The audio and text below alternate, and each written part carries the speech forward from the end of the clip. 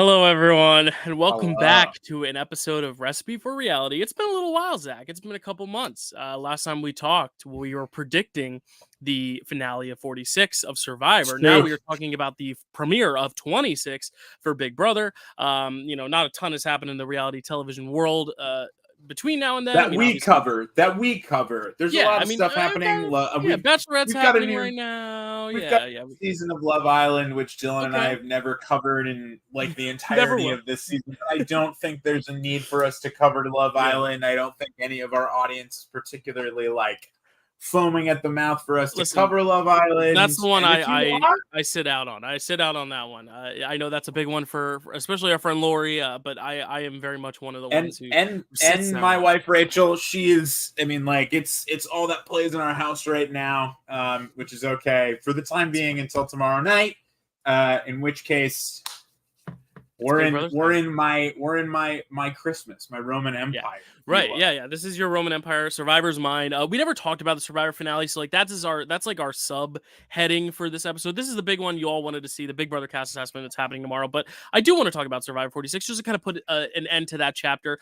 And I like how we're talking about it a little bit time removed because I think the night of there was a lot of just like kind of WTF, like a lot of people were just kind of like Yeah, processing. And then the week following, it was a lot of just toxicity. The players all seemed like they hated each other. The fandom all hated one another. Now, a few months passed, and I think everyone's kind of okay now. I think there's yeah, obviously been some bad blood passed around, but, we're not seeing constant takes on Maria and Venus and Q and Soda and Tevin like we were the day after. So it's going to be kind of pretty nice. I much. don't have the graphic for our fantasy game, but I believe who won that one, Zach? Was it I think I finally yourself? won. I think I won both.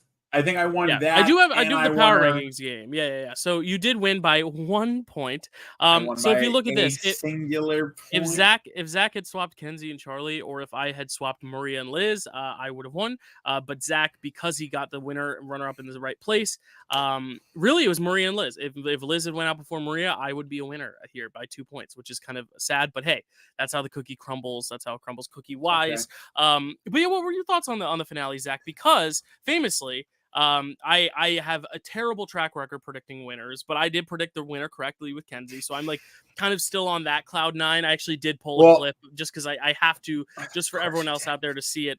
I Of will course share you it in just a sec. But what were your overall thoughts on this finale? Kenzie wins very narrowly over Charlie. It was much closer than I Yeah. thought it would be.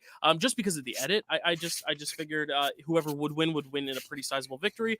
And it turns out the actual vote that kind of went to Kenzie that was unexpected was Maria, who obviously voted against Charlie to give Kenzie the win because she saw the fire in her eyes making fire. Of course, we have Liz helping Kenzie out with the challenge, which was kind of a hot controversial topic out there. What were your thoughts on this challenge or this immunity? This finale. I'm tripping over all my words, my Survivor terminology. This finale as a whole, though. What were your thoughts? I thought it was I think this still stakes out 46 for me, stakes out on the higher end of seasons that I've watched. Mhm. Probably still below 44 for me for sure. I thought it was a good finale.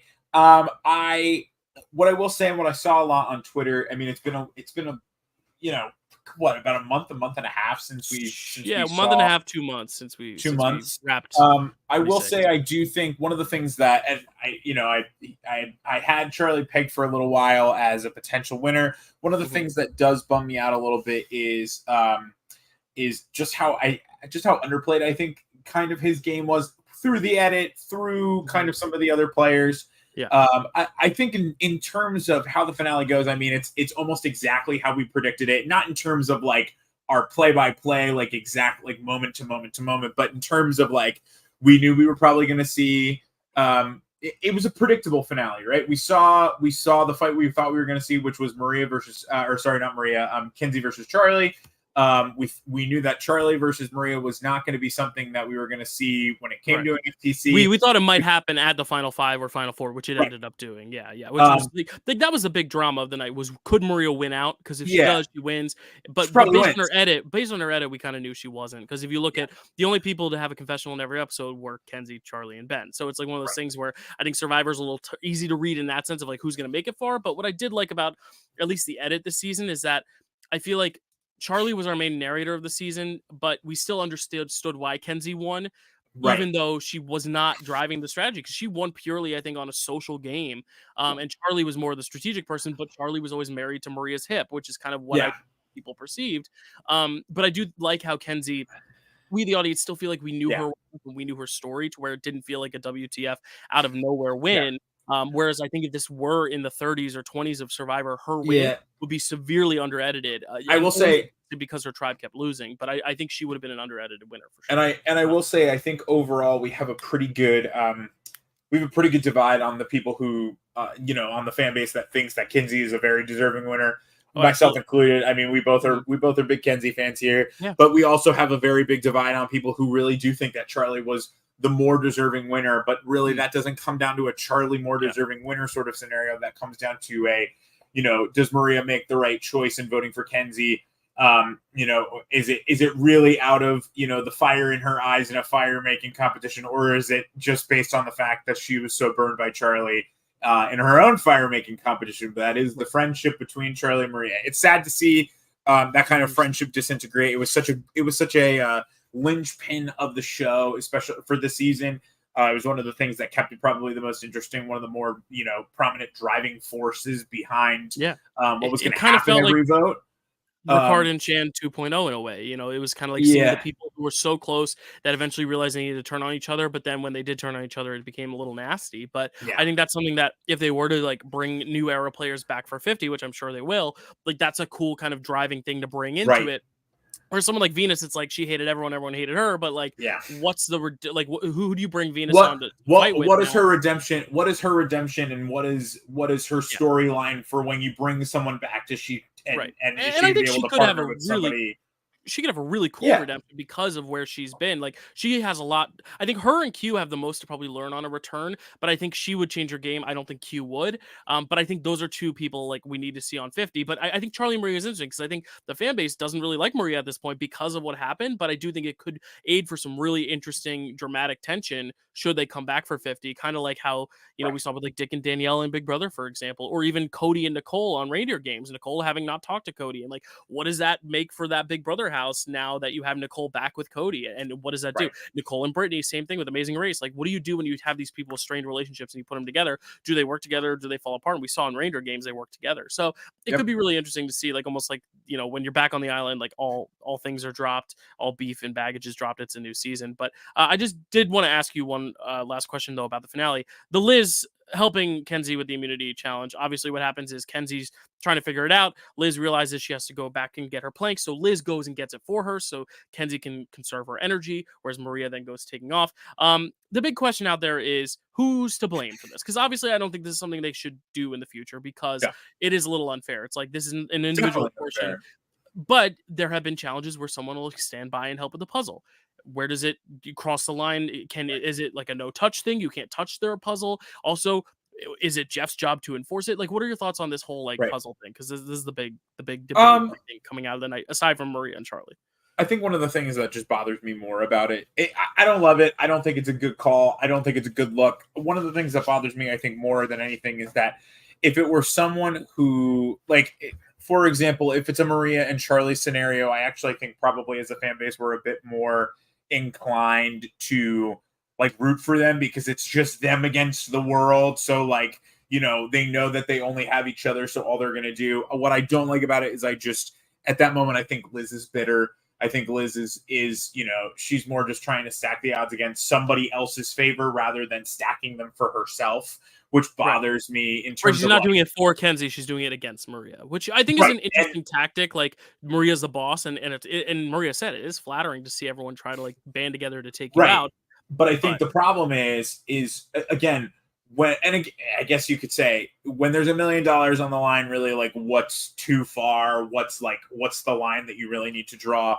What I don't like is I don't think it's very sportsmanlike. And one of the things about Survivor and all these games for me that's really important, and I will always root for someone who is way more sportsmanlike over someone who's not. That's as a fan. Like I don't like seeing someone. I don't like seeing someone stack the deck in someone else's favor over someone else.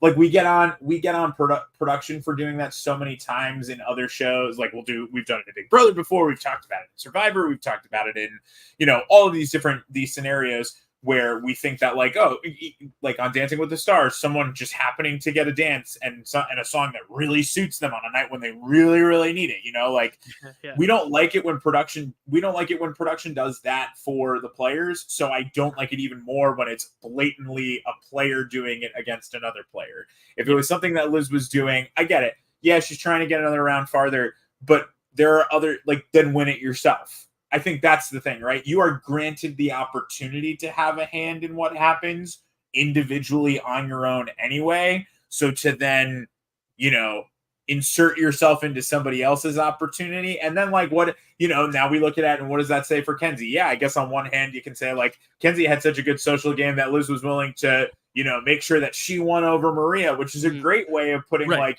that's why Kenzie was so good and she deserved to win. But on the other hand, it's, well, Maria was so good and, she was unfairly ganged up on, and we'll never know what happens if she gets to the finale. It's that's sort of like thing, a dual-edged sword, right? I do think it for people saying that this totally like unjustifies Kenzie's win. I don't necessarily agree with that, only because like we just said, if Kenzie wasn't likable, Liz wouldn't have helped her. Like I don't think it was because it was against Maria as much as it like Kenzie still had to build that bond enough for Liz to want to help her.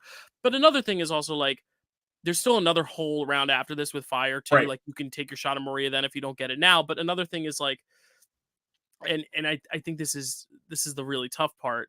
I don't blame any of the players because Jeff could have easily been like, "Don't do that. You're not allowed to do that." Where it's and the big thing is, I think Kenzie would have won it anyway. I think that's the thing that people aren't realizing is she was so far ahead. If she had run down and gotten it, all it did really, because it took the same amount of time as if she were to just run down herself. The difference is the energy. Like she's not exerting much energy, but really in terms of timing, Kenzie's probably quicker. And I gotta tell you, really, it wouldn't have. All it would have done is made Kenzie a little more tired. But I really still think Kenzie gets it done. Here's the other thing is that I actually don't think it would have bothered so many people if it was someone else. Like I said before, like it really, if it wasn't Liz, I think less people are bothered by it. I think Liz was a very controversial character for the season. Yeah, I'm really like I'm very much hoping that we are not seeing her back on 50. There's no offense to Liz if you ever watch this. I just every Liz storyline this season really did not do it for me. I thought that there were more interesting characters and more often than not, she was more distracting from like people who were truly trying to play the game in a way that was innovative and exciting. And I guess like again, you need every kind of character, but the fact that she, her delusion, the fact that thinking like, they had to take her out because she was going to win the whole thing. I think she was delusional that she was the front runner. But I will say, if that was her strategy, and she said it was to like downplay her status and make it seem like she was a billionaire, so people will just take her along. And the fact that she's not, I think if she makes it to the end, it works. That to the jury, and it works. Like honestly, I do think Liz had a better case than like Ben, and maybe I do based too. on how much she pissed people off. I don't know about Maria. I still think Maria, because she won out and she had like the flashiness maybe, but I think if Liz sits there at the end and says like, I said I was a billionaire so you guys wouldn't ever feel threatened by me, and it worked, and I'm sitting here and I'm actually not, and I need your vote and all this stuff. The only thing is I think that the tantrum with the Applebee's is really what kind of made other people say, well, she's not going to win. Like she's a GOAT. And I think that was the problem. But again, Ben and Charlie, the whole thing was that they wanted to take out Liz because she was the biggest threat. Right. And that's why Kenzie went in the fire against Liz. So everyone else thought she was the biggest threat in the moment too. So it's just really a little difficult. It's like how do we assess Liz's game versus how did they assess Liz's game? I think it's interesting you brought up 50. This is the last thing we'll say about Survivor until we get into Big Brother right now. But 50's around the horizon, I guess.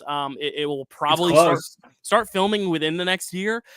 So actually on my Recipe for Reality Small Bites, because Zach hasn't seen all the seasons. He's only seen 6 of them now, but 6 of them, yes. But I'm gonna go through every single season and kind of give my picks for who I would pick. So my final like Recipe for Reality Small Bite for 46 is basically who I want to see on 50, and I might have a guest help me. I don't know yet. I'm still figuring that out, but I'm gonna go through every season and like pick who I think should be on the ballot in consideration for 50. But real quick, Zach, because obviously you haven't seen all the seasons, so you won't be able to do that. But you can tell us right now who from 46 do you think if there's anyone to come back for 50? First off, we don't know what it is. Is it going to be old era, new era? Is it going to be just new era all-stars and no old era people? Is it going to be like a battle of, like legends versus best to never win versus winners? Like, we don't really know what it's going to be. Is it going to be just second chances? But who of 46, like who are your top contenders to come back? Should any come back for 50? I think my two top contenders right now, and really I don't want to say that I think they might be the only ones who make their way back, but I do think the most likely are probably Q and Venus. I think they're like, Oh, okay. if there's a lot, because you know what, they are kind of the face of the season to me. Yeah, in terms of And again, personality, for sure. Like I agree. Those right. are my two like big This personalities. is I would and also throw Charlie in there though, only because well, of my the thing question of is, like, what if Maria votes for Charlie, he wins, and I or and it's I a was tie. gonna say, I Maria and or not Maria and Charlie and Kenzie. I'm not really including Kenzie because she's a winner, and I don't know if this is necessarily like an inclusive winner sort of Yeah, scenario. It may and she not has be. even It may or said may not be. she never wants to play again. She's like, I And had my and time, I'm good. again, why would you? Right. You've already proven that you can win. Well, Like there's ask no. Sandra. She's been on it 5 times and won And twice. you know So what? She's won twice, so like good for her. But like yeah, I yeah. do think I do think that Q and Venus kind of, to me, they were the figureheads of the season for so long. I mean, they were the ones driving every episode. They may not have been like the leaders Good of their players. Yeah, tribes or yeah. even great players, but like when you're thinking about, great, it's the decision between what's great TV versus what's great gameplay, right? And the idea is Q probably could be great gameplay on a second run, or maybe he focuses more on the gameplay than actually focusing on the social aspect of it. And someone like Venus, I think, has the open opportunity for so many different avenues to play now because she can join up with someone from her season. Everybody kind of who has watched kind of knows a little bit about her, and they know a little bit about how she was burned. It's a great opportunity for her to play with people. I would love to see Charlie back. I think Charlie, I would have said Maria probably like right at the end of the season, and then everything that's happened, I think, kind of pushes Maria to the side, especially over Charlie. I think Charlie's a great player. Hunter too. I think Hunter would be a cool addition. He was very, he had some great gameplay. And then also, oh my God, Tevin. Tevin would be a really, really cool one to see back. Tevin's another one. Like Tevin and Maria both fall in that camp of like, as a player and as a character on the season, like I would like to see them again. But I just think based on what we've heard from the cast's opinion about them specifically, like a lot of anti stuff about Tevin and Maria just in general. But again, like it's all perspective, so we don't really know. But we don't know the full truth of everything. But I definitely think there's going to be a lot getting the call. But I think the one lock, like who is definitely going to be on 50 is Q. Like I don't see a world where Q is not on 50. Everyone else I think is up in the air because I don't even know if production likes Venus enough to put her on. But I would really hope so. She's the one I would want to see most. But I think there's a chance they ask Charlie. But there's also a chance Charlie doesn't want to come back yet so soon. So I'm very interested to see what they do for 50. If it's like second chance, I think Charlie is like the perfect candidate for that. If it is like a Legends thing, I think the only one who like gets close to like just legendary in terms of like moments is Q and maybe even Liz. But like I don't know if they're gonna go Legends just because I think it would eliminate a lot of the new era players. Because who are the legends of the new era? You could kind of say Erica because of the hourglass, maybe Carolyn, the shot in the dark, really a big and one. Jam like the Jam, I was gonna say it's like Carolyn, Jam, and Carson are really like the ones that kind of come to mind. I guess you could say D and Austin sort of like in the way that they played through their season, but it is tough to say like any of them are legends against like Suri and like so before we move on to Big Brother, quick shout out. It was my 30th birthday about 2 weeks ago, which is crazy. My wife is wonderful. She threw me a Survivor themed birthday party with matching custom buffs. Very, very cool. Very, very excited. Rachel, when you watch this one day, even if it's in 2 years from now, I love you so much. Thank you for this.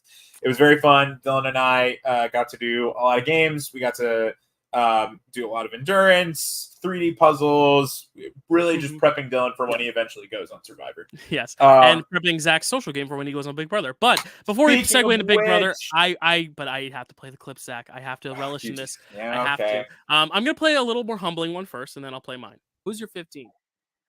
I'm gonna go with Dylan. I know you're gonna disagree, but I think I have to do it. I think Kenzie is my 15. I don't know. I don't get great vibes from Kenzie. She seems like she could make it to the merge, but even in making it to the merge, it just seems like she's going to be such a character early on.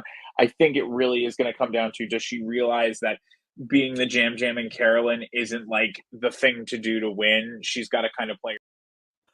I'll leave it All at right, that. I was No, wrong. I hey, get listen. it. Who would have thought a hairdresser would on a Purple Tribe would repeat 2 out of It's 3 really seasons? true. Like You're it right. really You're is. right. You had the Go right read ahead. though in terms of like no. But Play here's the the thing. clip. You had a very valid read because you said, "Wow, who's gonna let someone who's like a Jam Carolyn mix make it to the end again?" Like that's not the right type of person to be this season because they just watched it. You had a good point, but no one clearly paid attention No to one what picked your up on common it. sense says. But here is my take on Kenzie's game preseason. I just want to play this and then we'll get into Big Brother talk. Here we go. And I just have an inkling, like the tattoos.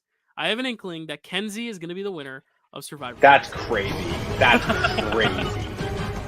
The winner of Survivor 46. I mean, here's the thing. That is crazy. This one's so awesome for me is because like Survivor, I don't think I've ever predicted the winner right. Maybe once before, like Adam and Millennials versus Gen X, but even then, I don't even know if I had him at number 1. Like this is the first time I've really like gotten a Survivor prediction right, and considering my track record of who I predicted, like I predicted Claire, who didn't even make the merge. It still can't be worse than mine. Zach Wertenberger was number 1 for me on 42, and listen, like but that. He might have the biggest legacy of all the It's true. Survivor new era pre-mergers. I may not have picked a good player, but I certainly picked a good personality. Yeah. Zach, if you watch this, we have the same naming. You're great. Well, and here's where and your brother's a good player. Your brother's a great player, just not of Survivor. Here's where it gets scary, Zach, is now for Big Brother, I'm 2 in a row. So if I get this winner prediction right now, which I'm not going to, I'm telling you right now, I'm not going to, then oh God, I will get a 3-peat. Right. But I have a lot on the line, guys. I picked Taylor, and then I picked Jag. And so like that was okay. Jag was scary because he got voted out, and I was like, okay. And then he came back. I was like, the Jag pull is a little. The Jag, you have like an asterisk. I have an asterisk next to Jag because he did get voted off, and as soon as Suri came in the house, I said I think Suri's gonna win. But you know what I mean. It's true. But I did on record say Jag was my winner pick based on the cast assessment. So that is what I'm gonna be hanging. And my head here we are a year later. There they are, Zach. We're in my Mecca. This is my favorite time of year is Big Brother reveal time. I will say CBS, I hate that it's so late. I don't like the July reveal. I wish it was back to like the end of June. We just go too far into the fall for me. I'm already too late for the premiere, you mean, or too late to announce a cast 2 days before it starts? Oh, for me, a little bit of both. Yeah, for me, I'm like, I don't care that it's starting in July. I'm more so like, come on, like you're giving us a day to think about it, to have our drafts, and like I haven't even thought about who I want to win, and I have to. I a little bit of both. I wish I had more time to marinate with the cast, but I also wish I had a little bit less time. Like I wish I had a little bit more time, as in like my whole summer could be dedicated to Big Brother like it used to be. Now it's sort of like it happens in the middle, and then the fall happens, and I think they were out like the week before Halloween last year. It was crazy. But what I said to Dylan, so Dylan and I don't really talk about our choices or anything like that before we hop on air. But what I did say, and I'm going to say to Dylan, I'm going to read it out loud because this is to anyone who plays Big Brother in the future. If you watch this, I said trying to rank is so hard. Everyone says the same shit. And what I mean by that, and this is sort of just, I think we've got a really good mix of characters here. Very, very interesting personalities in terms of like, I will say, I didn't watch the videos. I did not watch videos. Okay. I only read. I wanted to know what they looked like solely on paper. So I didn't watch any of the videos. We'll see if that has any sort of influence on me. I read through their questions. I think on the same site, Dylan, that you probably always use for when we share our screens that has like the questions. And I will tell you right now, when people were asked, because not everyone was asked, but some people were asked if they could compare themselves to a Big Brother legend, who would it be? And if the minute someone said Dan, I forget who I think said Dan, but I think it was Joseph. Joseph said Dan, and I'll just give it straight up, went to the bottom of my ranking. Because this is going to be such a fun cast assessment, man. Everybody. So what my trouble is with Big Brother, because Rachel and I were talking about this before we even get into the ranking. My problem with Big Brother is that in a preseason Big Brother determining, a cast assessment, it's not like Survivor where you have a lot of different elements to grab onto, like being able to make a shelter or being really, really well utilized in the art of like hiding and secrecy. In Big Brother, you have three really big things that you can rely on, right? Your social strategic, your social game, your strategic game, and your physical game, which is very similar to Survivor, but there's a lot of different ways to utilize that in Survivor. In Big Brother, your physical game is defined by the head of household competitions and the veto competitions, which you have one of two choices. You have either win or don't win. And it's, if you're not in danger of even being put on the block, there's no reason to utilize there's no real reason to utilize your physical game.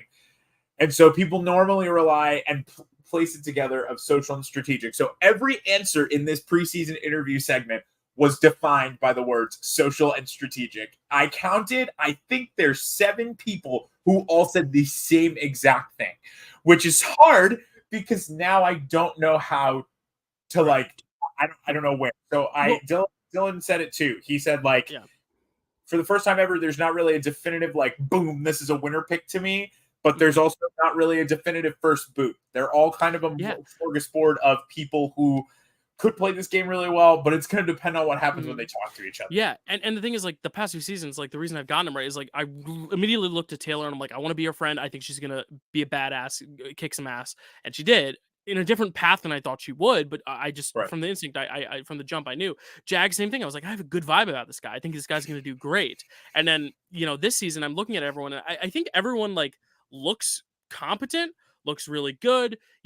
There's no one who's like a red flag, oh, they're going to be the first boot, obviously, because also listening to some of these interviews, a lot of people have said I want to team up with the older people, whereas I want to immediately put an older person as the first boot, but now I'm like, oh, maybe they're going to want to work with the older people, stuff like that. But another thing is there's no obvious first boot, but there's also no obvious winner for me. Everyone kind of fits in I could see them in a jury, and that's the weirdest thing. There's some people to win. Yeah, there's some people. Oh, of course, I have favorites. I have 2 or 3 favorites, but it's looking at this cast, there's only a few people that I could actually see winning. But then again, I'm like, but if they're sitting next to this person or this person, honestly, you know what? There's a lot of runner-ups here. I'm looking at a lot of these people as this reminds me of Cody Calafiore 16, where it's I could see this person being a loyal ally and losing, kind of like Matt from last season too. There's 4 or 5 people where I'm they are probably going to be the second, third, or fourth place person, but I just don't know who to be that's our number one. And even the people that I don't like, I don't think are going to be the first boot, and I'm there'll be a flame out mid jury phase, and that's the thing. It's hard to account because also think about last season, how many people were just sitting there with no equity, like Bowie Jane and Matt. Well, and a lot of the problem also, it's going to come into account again because the problem with last season also is that we assessed a cast, and then a 17th person walked in, and they're doing it again. That's my thing, right? Is that this is my first question for you? Yeah, what do you think this 17th house guest is? Some people have out there been saying I don't know, returning player, kind of like a Paul situation. Some people are saying it's going to be almost like a Big Brother 11 thing, where it's there's a few returning players and one of them is going to make it through, kind of like a coaches, but they vote. Another question is is it going to be a Survivor person like Sari was? Are they going to bring in Rupert or Boston Rob? Probably not, because he's on the Traitors. Or is it going to be just another house guest? So part of me thinks what they might be able to do is they might be able to. I do think the voting is probably they're getting the vote on it. That is what I. Again, it's taken with a grain of salt because we don't know for sure if that's what's happening. But we're gonna find out tomorrow. There's got to be some sort of power though. That they get for voting them through, because there's no way production is gonna want Tiffany Mitchell to be sitting there and not get voted through. You know what I mean? So something that comes to mind is I can see them being offered the 3 logos of Amazing Race, Big Brother, and Survivor, and they get to vote on one of the logos, and the logo with them, each logo has one representative that's completely a mystery, and whichever logo receives the most votes, we will know who it is, but they won't know until they vote the person in. My problem with something like this, and I had a problem with it. 19 was my first season of Big Brother before I went back and I watched things. And I think the problem with that, again, is the 17th person, the person being voted in, has so much power. They have so much equity in that game. They automatically, I'm going to tell you right now, and I don't quote me on it. Everybody who's going to see, but I would probably bet money that whoever that 17th person is, they're almost a guaranteed lock for a jury spot.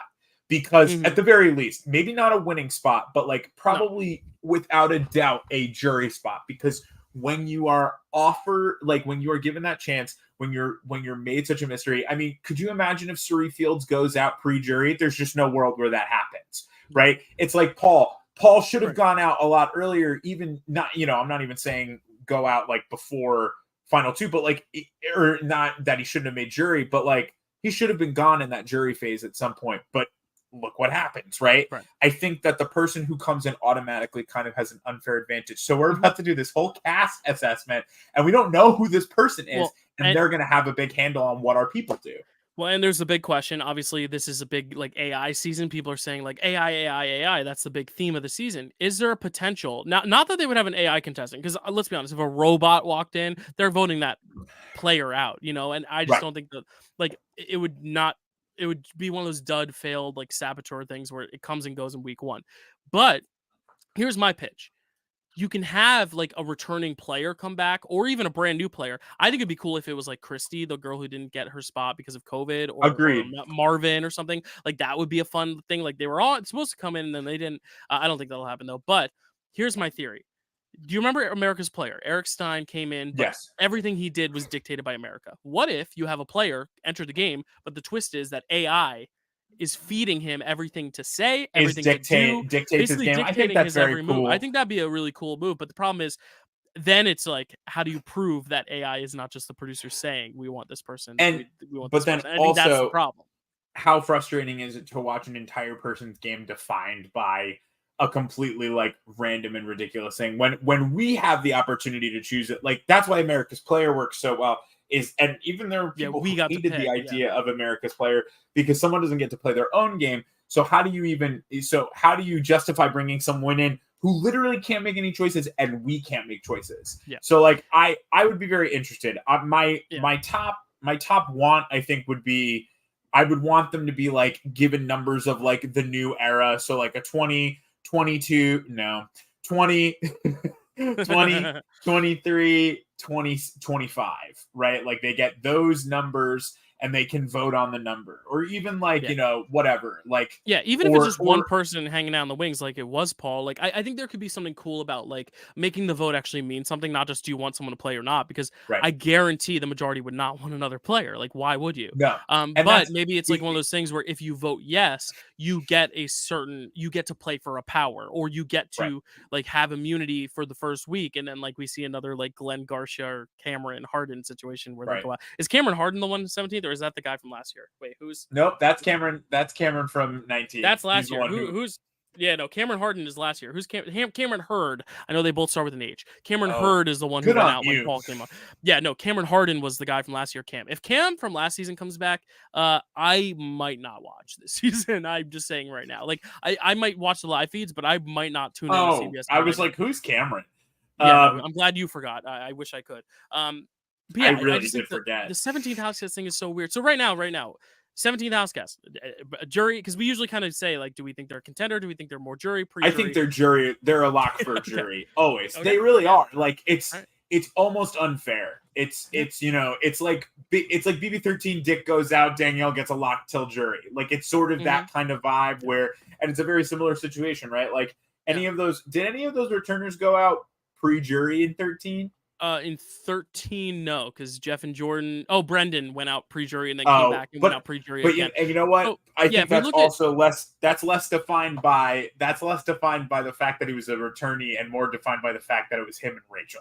I think and that was the twist where you needed someone to go home, and then someone else was safe, so you really had slim pickings by the time it was Brendan's turn. And but like, yeah, go ahead. You couldn't nominate individually. You had to nominate the pair. Like that was the other problem. The closest thing I can think of like going home early as a returnee like that is Jesse from 11 when he came back. But even then, I still think he made the jury. I think he was like the first juror or whatever. But he if you was look first juror. Yeah, 11. Jesse comes in, goes about the midway point, but still runs the first portion of the game. But 13, as we said, it's the three duos. Dick goes home on his own accord, and then Brendan gets voted out, comes back, gets voted out again. 14 of the four coaches, Janelle and Boogie, are pre-merged. The other two, one makes it to the finals. And then looking at 7, is it 17 or 18? 18, same thing. Frank goes early. Davon, All James, three and of the Nicole others all make jury. the jury, and then one makes jury, two makes final three, two of them make final three, one wins the game. You know, like it's 19 Paul, obviously final two. crushes, and then 20. What's the next one with the returnees? Mixed. It I would think be 22, which is just but that's all regular, returnees, and then that's it. So we've only seen it a but few even times still, with like the Suri, mix, a 17th house guest, I just think it's not that it's a bad thing. I just think it's got to be someone that we really enjoy for it to make it worth it. Like Suri was a worthwhile addition because the fans were like foaming at the mouth. right? Like, And you also had the fact father that she was or the mother, right, the mother-son. Yeah, no, I couldn't huge, think of the words huge. mother, I thought it was. I think I'm interested. Big Brother's twists have gotten like less and less exciting every year, or they like are a little less like what I want them to be, and like they have little impact on the game. Suri and Jared had a big impact on the game that was exciting to watch until it wasn't, right? Like until we figured out Jared was like kind of the worst. He's not so bad anymore, but like he was a player not here fun who to wants watch. to play just like Jared, so we'll talk about it in a sec. But Yeah, why don't we get so, into right? the cast though that we do Let's know do we're it. getting? This is it. I'm gonna quickly just say their names and show their pictures so everyone knows, and then we can go one by one. I do have the parade article up also to look at like some interviews and stuff. But we have Cedric Hodges, we have Brooklyn Rivera, we have Cam Sullivan Brown, we have Angela Murray, Chelsea Baham, Joey Rodriguez. Nope, not Glenn. The other Joey Rodriguez. Kenny Kelly, Lisa Weintraub, Matt Hardman, Quinn Martin, Rubina Bernabe, Takor Kaladi, Tucker Deloriers, Leah Peters, Mackenzie Manbeck, and Kimo Apaka. That is your cast here. I am going to share the screen so we can actually talk and look at them at the same time rather than pulling up a picture that masks us both. But where do you want to start here, Zach? Anyone in particular you want to start talking about? We don't have to go in order of our winners versus predictions of first boot. More so, okay, just yeah. like So this is the same. We're going to talk about each one. Okay. We can just go in order on the photos because this is the site that I used. So cool. So we'll start with Angela. Angela Murray, the oldest, I think, on the season, or is she the second oldest? She is the second oldest. She's the second There's oldest. one person older than her, but she is 50. She is 50, which I mean, great. We got someone older with Felicia last season, but not even, Felicia was way older than this. But she is a real estate agent. She currently lives in Syracuse, Utah. I'm not going to read obviously all of her interview, but I figured we can look at what questions do we want to look at the most. I guess we can look at like who you want to play. Kona versus Toyota Corolla Cross. Toyota Look Corolla what Kona has and what. Come on, man. I did hear that. Do you hear it now? No, it's gone now. Hold on, I still hear it. Give me a sec. This is rare. All right, I think I'm good. I know. I feel like that never happens. Right, I muted it, but I heard it on. Let's look at why they think they're going to win, because that was a big contender for me. Okay. Because it's right above their strategy question. I think those are the big ones. So why you're going to win Big Brother? Angela says I'm going to win Big Brother because I'm a people person. I'm very intuitive. I can read faces. I'm going to be able to know that right away, so I can alter the course of what they're trying to do. I'm a people person, and that is my social game, and that is how I'm going to win Big Brother. Kind of what you said, just talking about social. Then I also want to bring up the former house guest she wants to play like. She wants to model her game after Cody. I'm assuming she means Cody Calafiore. That was an immediate loss for me. That was an immediate loss for me with her. Why is that? Well, because Cody's game was also very reliant on his physical ability, and I think Cody both times the first time Cody relied a lot on the fact that he was a very magnetic personality. He was able to be very flirty with people. He was able to like really play up the fact that he was this like, dumb little like, I'm really just like a strong dude. And then the second time he came on, he was out front the entire time. Like he was not hidden anywhere. He was out front. People knew what he was doing. And the problem with Cody in that game was they did not have the ability to get rid of him, right? Like they had ability at some points, but at the times where it was most prominent to get rid of Cody, they literally didn't have the opportunity because he was either head of household or he was winning the veto. And by the time, at a certain point, it dwindled down to it and it was all his allies. I just don't see Angela having that kind of pull based on her answers alone.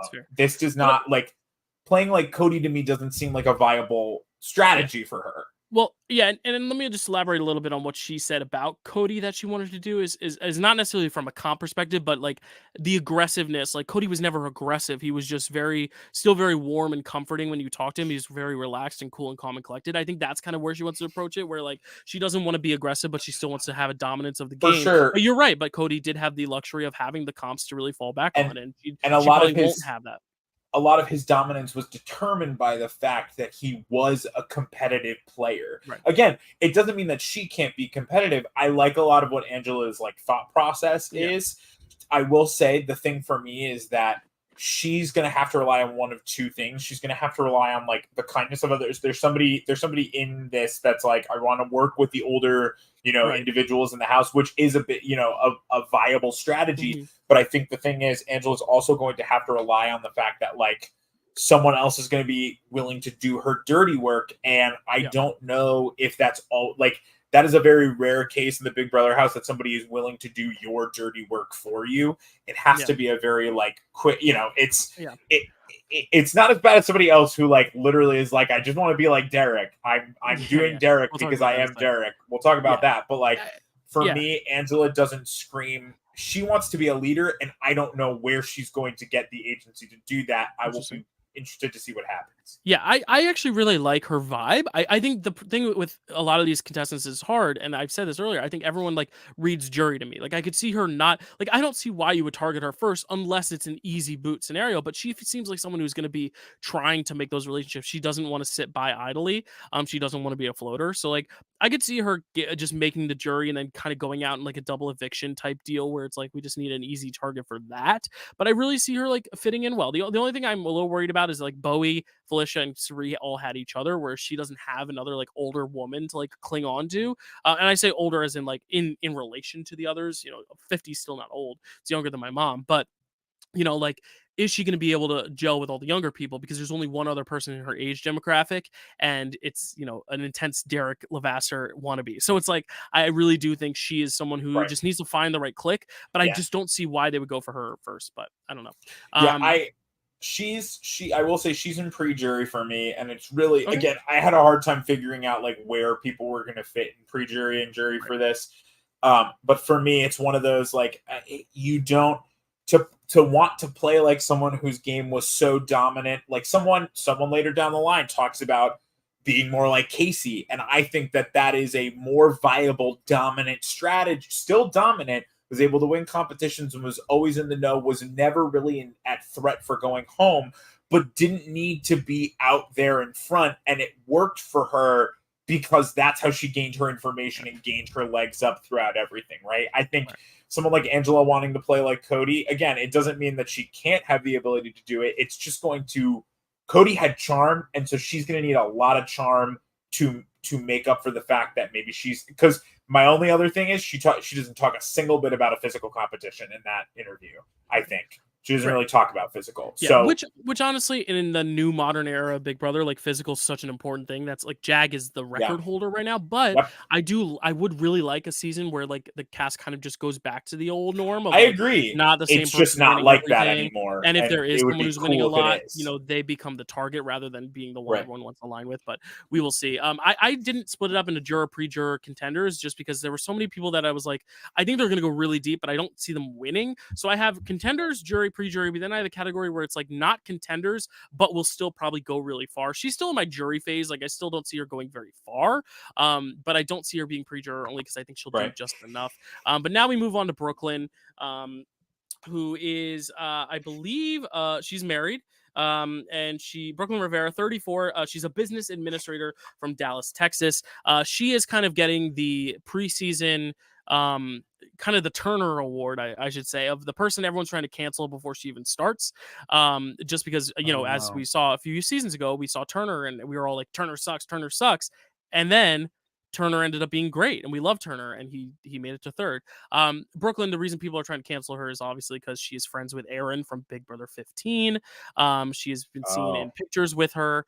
But again, we can't necessarily say because you've been Right. in a few pictures with someone that you are necessarily the closest. It could just be that Aaron knows someone and wants to root them on. Aaron has been posting a lot about Brooklyn.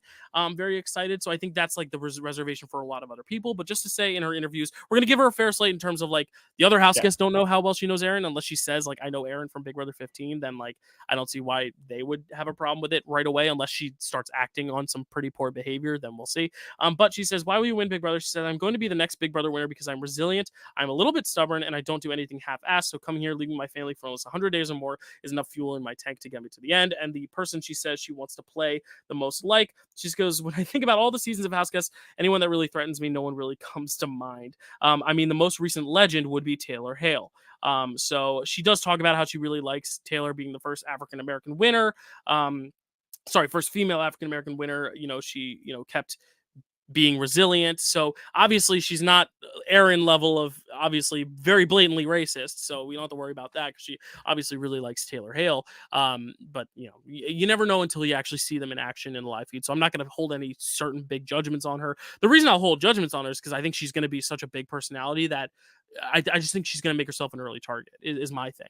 I think she's going to be someone who is going to play really hard. I could honestly see almost being like, remember Amber from Big Brother 16 where she like is really physically strong out the gate, but it's just like, especially because she's not going to get into showmances because she's married, she's a mom, she's not going to have the flirting angle. She actually wants to play, she says, behind a showmance, almost kind of be the Vanessa to the Austin and Liz, which I kind of like that strategy. I actually think it's a really good strategy, but I do think she's also someone that is just so much of a big personality, she's not gonna be able to hide. So she's either gonna need to like be the Cody who wins and wins and wins, or be the Vanessa who really just like uses her emotions to really get her way.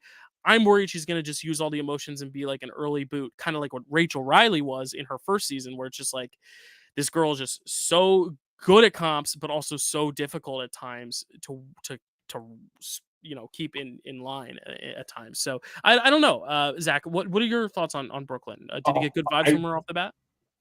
Reading I did, and now I'm Hey, don't let what I say second guess. Well, no, go with your gut. Yeah. I mean, I do think, I will say, I think it's important to go with like things like that. Again, it was very with the Turner of it all. I think that was also a little bit difficult because we were looking at things that were coming from like a wildly uncredible source, right? And we haven't even had a source for this. It's just people are saying that she knows, right? Like that's all. And I mean, they follow each other. I got good vibes from Brooklyn because I think she, based on her answers, she has pretty much everything you need. Like she was talking a lot about like the social element of things and being a people person and doing all of that. But also, I like the way that she describes how to utilize conversation as a weapon, right? Like there was foundation behind her. There was foundation behind her her reasoning for wanting to utilize social game, right? Like she wants to use her leverage she wants to use her communication with people as leverage, and something that like Taylor was really, really fantastic at. And because they are both pageant people, and something that she was highly underestimated for, is she knows how to talk to people, and she knows how to make answers sound the way that people want, like need to have them fed to them in order to have it be appealing. So I'm a little hesitant now. I like feel a little weird about it. I'm going with my. If she is a big competitor, like I mean, we didn't like Jackson Mickey, but like Jackson Mickey beats his way to the end of the game. I'm going with my gut, and I'm going to say that she's probably Convert. Please don't let her be the problem. Oh, please don't. I hope no one's a problem. I hope we don't have. I agree. Honestly. I don't want anyone to be a problem, but I will say I think. Holy crap. I will say my one hope is that I will say I do kind of have her in my sights as a big contender for the season. I think she could be someone who late game kind of pulls it out and takes it home, but it's all going to depend. Sweet. So we're moving on now to Cam Sullivan Brown. There we go. This is the guy that I alluded to earlier who wants to model his game after, not model his game, but he does really like Jared. just because he says that Jared is like the person who is like very into sports and athletic, but also had a showmance. This guy clearly is not a big fan. He is a physical therapist, age 25. He's like a TikTok star apparently. But I think the interesting thing with this cast is a lot of them feel very green. Like a lot of them don't feel like they're super big fans, which could be bad for the super fans. But also I think someone like Cam, I don't think he needs to know the game well to like adapt well. He looks like the stereotypical like good Big Brother player. Like he's giving me immediately like Xavier Kyland vibes of like he's just gonna gel with everyone off the bat. The only thing is that he is super athletic and he might not be able to hide his threat level the way Xavier did. And I do think in a world where the cookout is not a thing, I think Xavier's a way earlier boot than he actually ends up being because he is a physical threat. The only reason he made it to 6 is because he was part of the cookout, and I do think then he was able to kind of win out and stack the cards in his favor. But I think had the cookout not been a thing, I think Xavier might be an earlier boot. And that's why I'm not quick to say he's the winner of the season. But I do think on paper, he's got like a lot of, he ticks a lot of the boxes. He seems very social. He seems, he says, why will you win? He says, I'm going to win because I'm charismatic, I'm suave, and I can get along with everybody. Plus, I'm super competitive and the competitions are going to be mine. Like he knows what kind of role he's going to be playing. Yeah. He's the competitive guy who makes a lot of friends. And that is the type of person we see win a lot nowadays, So my thing with that, sorry, it's crazy in Jersey this week. My one thing with him, and it was sort of that answer that kind of turned me away from Cam, is that you can be charismatic, you can be suave, you can get along with everybody. But again, my problem with Big Brother is that everybody's strategy is to get along with everyone. So what happens? And I guess he's already sort of answered. What happens when you have someone you don't get along with? And especially if he is going to want to go into this, into an alliance with primarily the older people in the game, you're going to have to rely a lot on the fact that you're going to win every competition from there on out. And he might be, again, we see like the Xaviers, we see the Codys, we see the Jags, we see the people who do win out and win every competition in order to keep, furthering themselves in the game. But the problem is when you lose an HOH and a veto and you're on the block, what do you really have? And that to me is one of those things where he may be able to have a great alliance with the older people, but I don't see, I'm going to use Kenny for an example. We haven't gotten him yet. I don't see Kenny being an influential player. So what happens when Kenny is your person that you're relying on and he can't pull anyone else, So that to me is my one big thing with Cam, is that I don't know where his strategy is perfectly fine. Big alliances win Big Brother.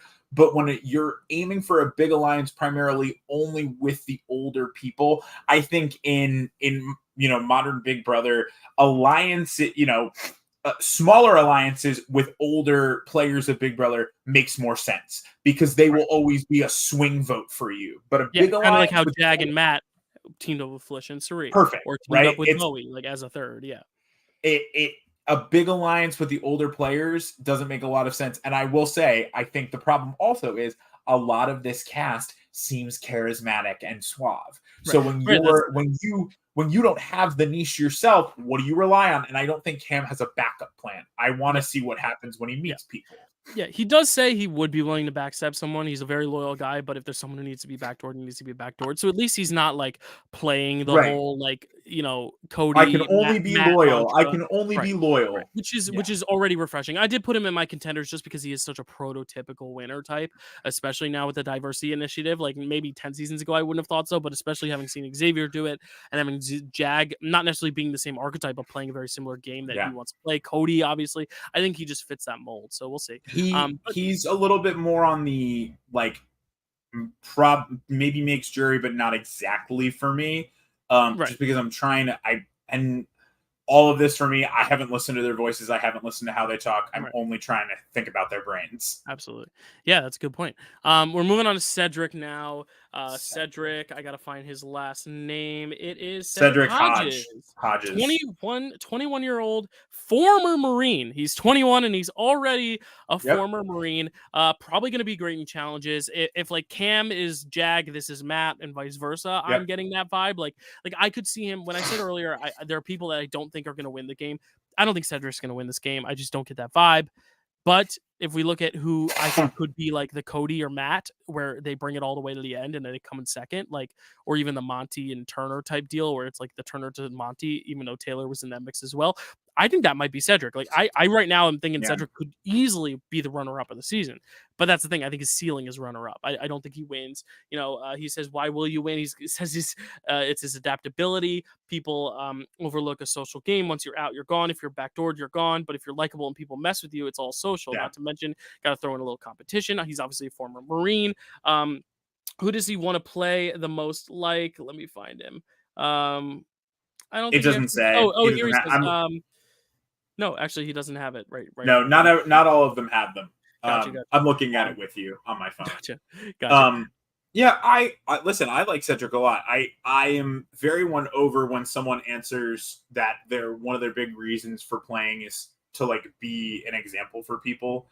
So his immediate answer of like to have my siblings see their brother on the TV and be like, that's mine. I think that's a very big what's the word?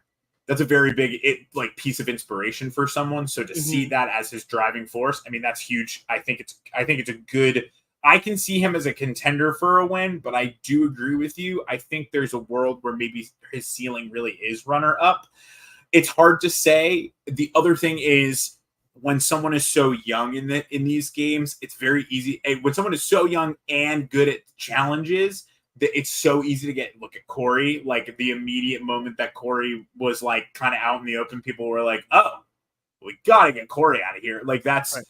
Or like Derek X, yeah, right. In a world where like you're good, young, and charismatic, it's sort of like you can't stay here. So I think that he's gonna have a great game. He's gonna have great gameplay, but his maneuverability, I think he talks a lot about adaptability. Maneuverability is based off of your, like where your position is in the game. And I don't know if there's going to be a world where his position is good enough to take him all the way to the win.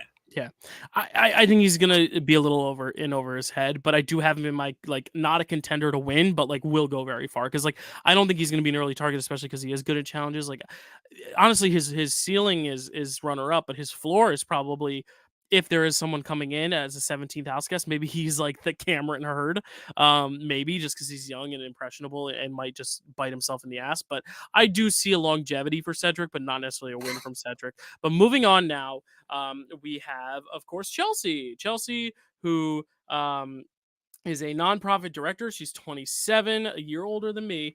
I want to compete on Big Brother. She's been a super fan, so she is one of our super fans. Our first one we're talking about, who's like a super fan. I think Angela was also kind of a big fan, but she's like our first super fan. And why you will win, she says, for a few reasons. Number one, I'm super fan. Number two, I have a mixture of a great social game, I believe, and I'm competitive. Put those together and you've got a winner. So she's a social game and she's competitive. That's kind of it. But that's something. I don't really get a lot from her. I'm worried that she's giving Mecole vibes, where like she's almost gonna lay a little too low, and not have a grasp on the game. But she is a super fan, so like you gotta want to play hard. I really don't know. She's my biggest question mark because she has a high ceiling, low floor. Like I think she could be an early boot. I think she can make it far. Right now, I have her in my pre-jury only because I had so many people in my jury. But what are your thoughts on her, Zach? My first reads on people, I feel like were so different, and now I'm like looking back at them and I'm like fine. Rethinking things. I think with her, again, super fans don't have a great track record on this show. In the new era, they used to have really, really great track record, and now the new era track record of super fans is sort of like come in, play hard, too hard, gets in out the door, the Frenchies, the oh my gosh, the Izzies, like the people who really like put themselves out there first. So I do think one of the things for me, I like Chelsea a lot. I think that she does have, it's going to come down to personality. Again, one of the frustrating things while looking at just like everyone say social strategic game, that's all noise, that's all fluff. But I think one of the good things, one of the things that does draw me to her is that, crazy, fun, loud, a little bit hood, a little bit holy, a little bit righteous, a little bit ratchet. Like she's got so many different facets to herself that I do believe she can melt. She can probably find herself nudged in with a group pretty well. Something that at least takes her, it's going to be one of those things that either takes her like to like the cusp of the jury phase, or she goes home, she goes home like one or two in jury, or she leaves as like a Rachel, like right before jury. We see her go out and there's not a lot to kind of like help her out in the long run. So I like her a lot. A lot of these people I see, and I'm very interested to see what happens when you get in with a person, right? Like what happens when you start talking to people. Is she going to play too hard? Maybe. Does she have the ability to know like, hey, I'm playing Big Brother and I really just need a group of people to hang with? That's going to come down to that's what it's going to come down to for me. Yeah.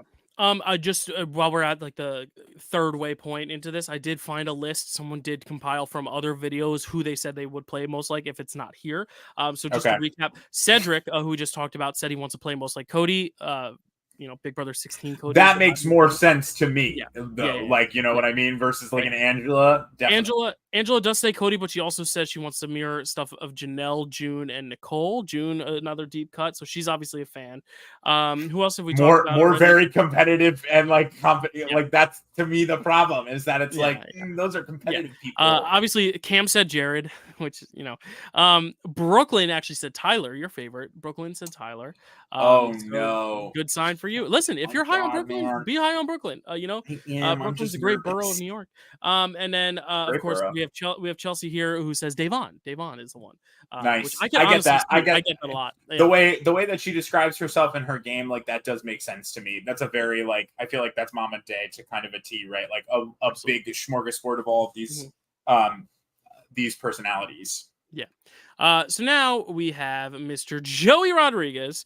For those who don't know, back in, was it Big Brother 17? Glenn, who got voted out first, obviously did not even really make it in the house and went on because he couldn't tweet, obviously because he was out of the house. I guess he made a burner account called Joey Rodriguez, and that was his like alter ego.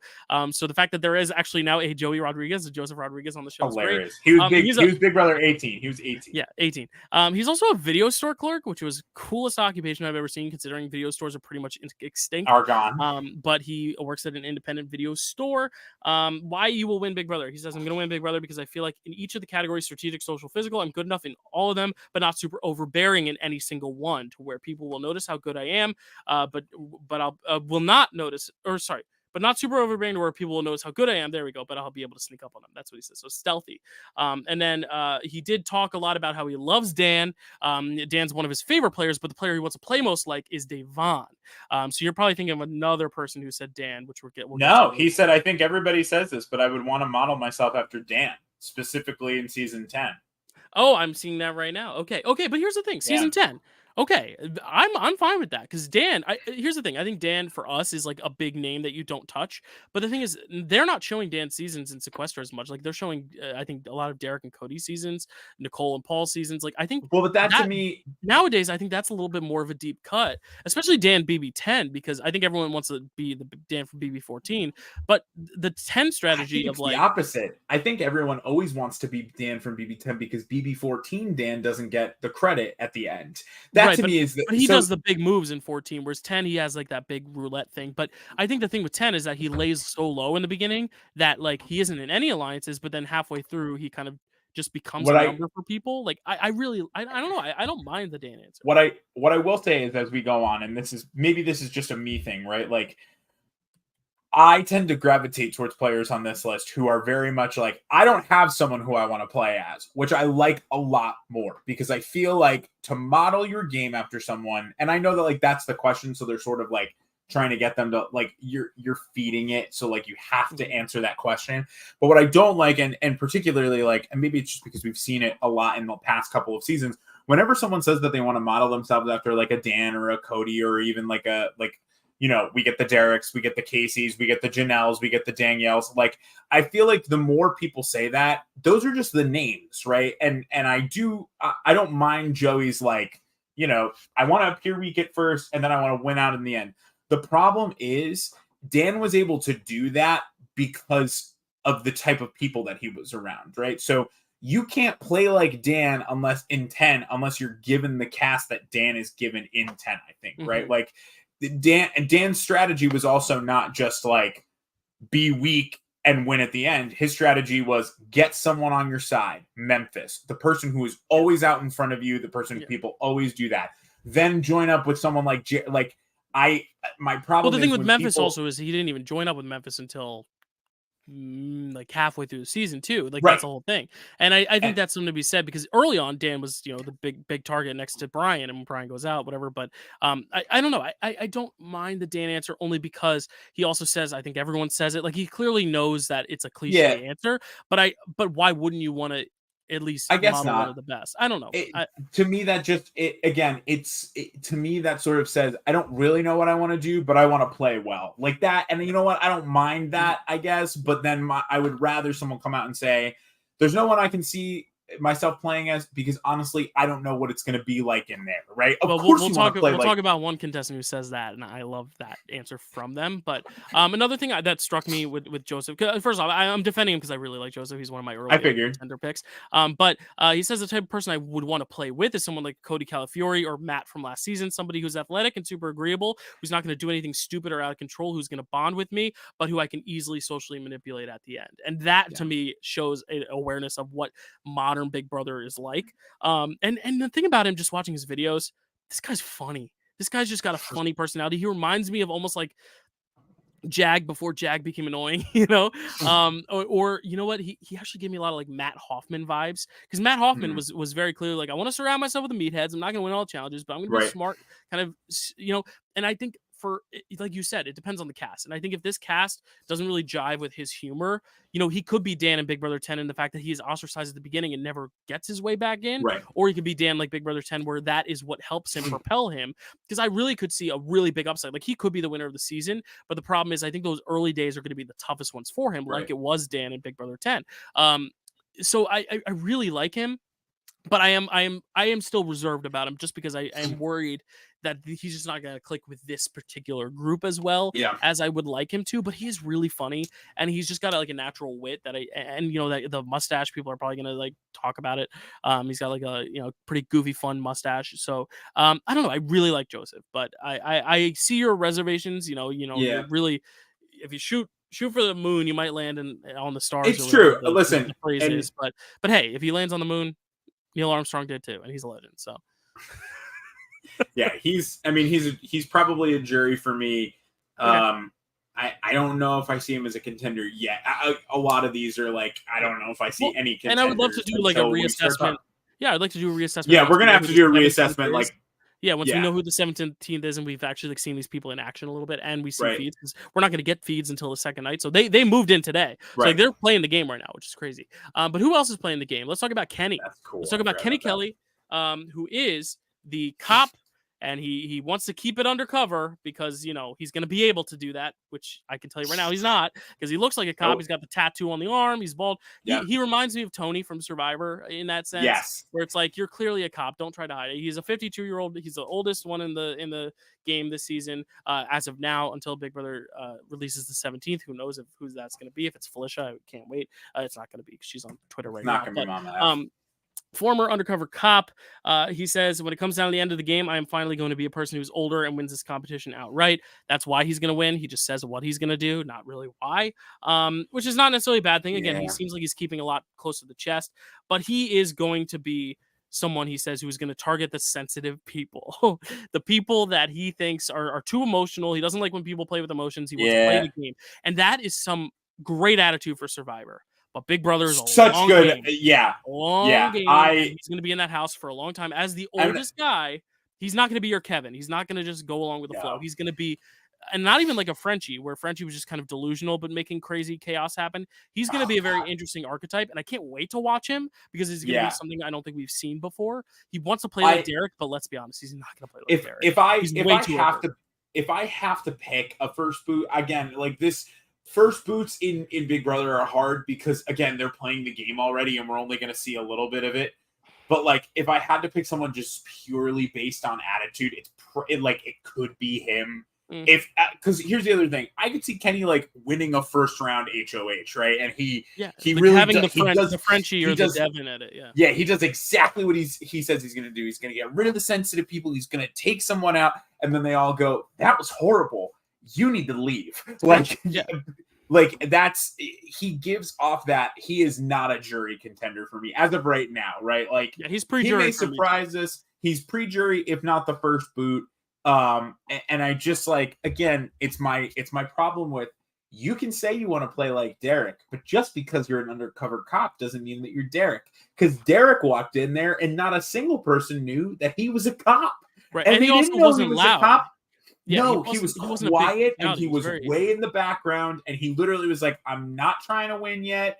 I'm trying to be very low, like, low to the ground, way in the back, just to make sure that I know, oh, look, I got included in things." But he is a Devin trying to play Derek's game. That's probably what I can see happening. Yeah, he's not my first boot, but he is in my pre-jury, if that says anything. Like, I think he's going to make it out of that first week, but it's going to be such a chaotic first week. Yeah. And again, I'm not hoping for a Willie Hance, because no one wants a Willie Hance. No. But No in a Willie similar Hance way is here. where it's an early flame out. But again, I hope he brings the entertainment. That's the thing with all these contestants. As long as they're not problematic, I want them to just bring the entertainment. Fight. Yeah, you can be annoying, but have a good time. Like, cool. If he ends up being the winner, like, if he plays a great game and is entertaining, sure, like, great.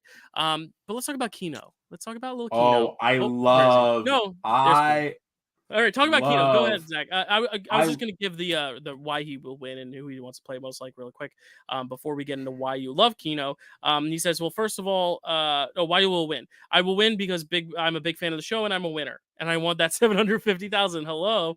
And in terms of who he wants to play most like on this, he says, okay, here he gave 4 names. He gave Dan, he gave Andy, he gave June, and he gave Davon. So we got some fan favorites in there. We got Dan Giesling, the best player of all time. We got Andy, the most underrated winner of all time. And then June, who we haven't seen since season 4. But clearly he's got a good wealth of knowledge to bring up Andy and June. But Zach, what are your thoughts on Keno?